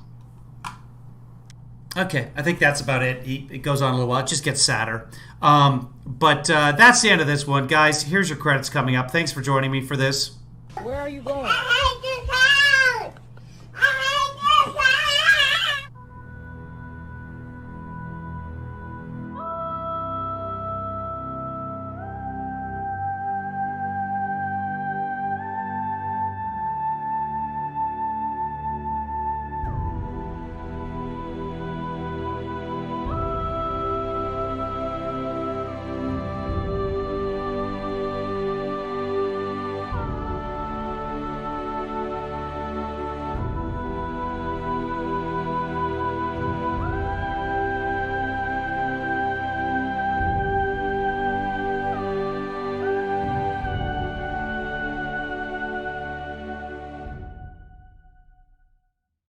Kevin, is this helpful to Joe Biden? Wait, what?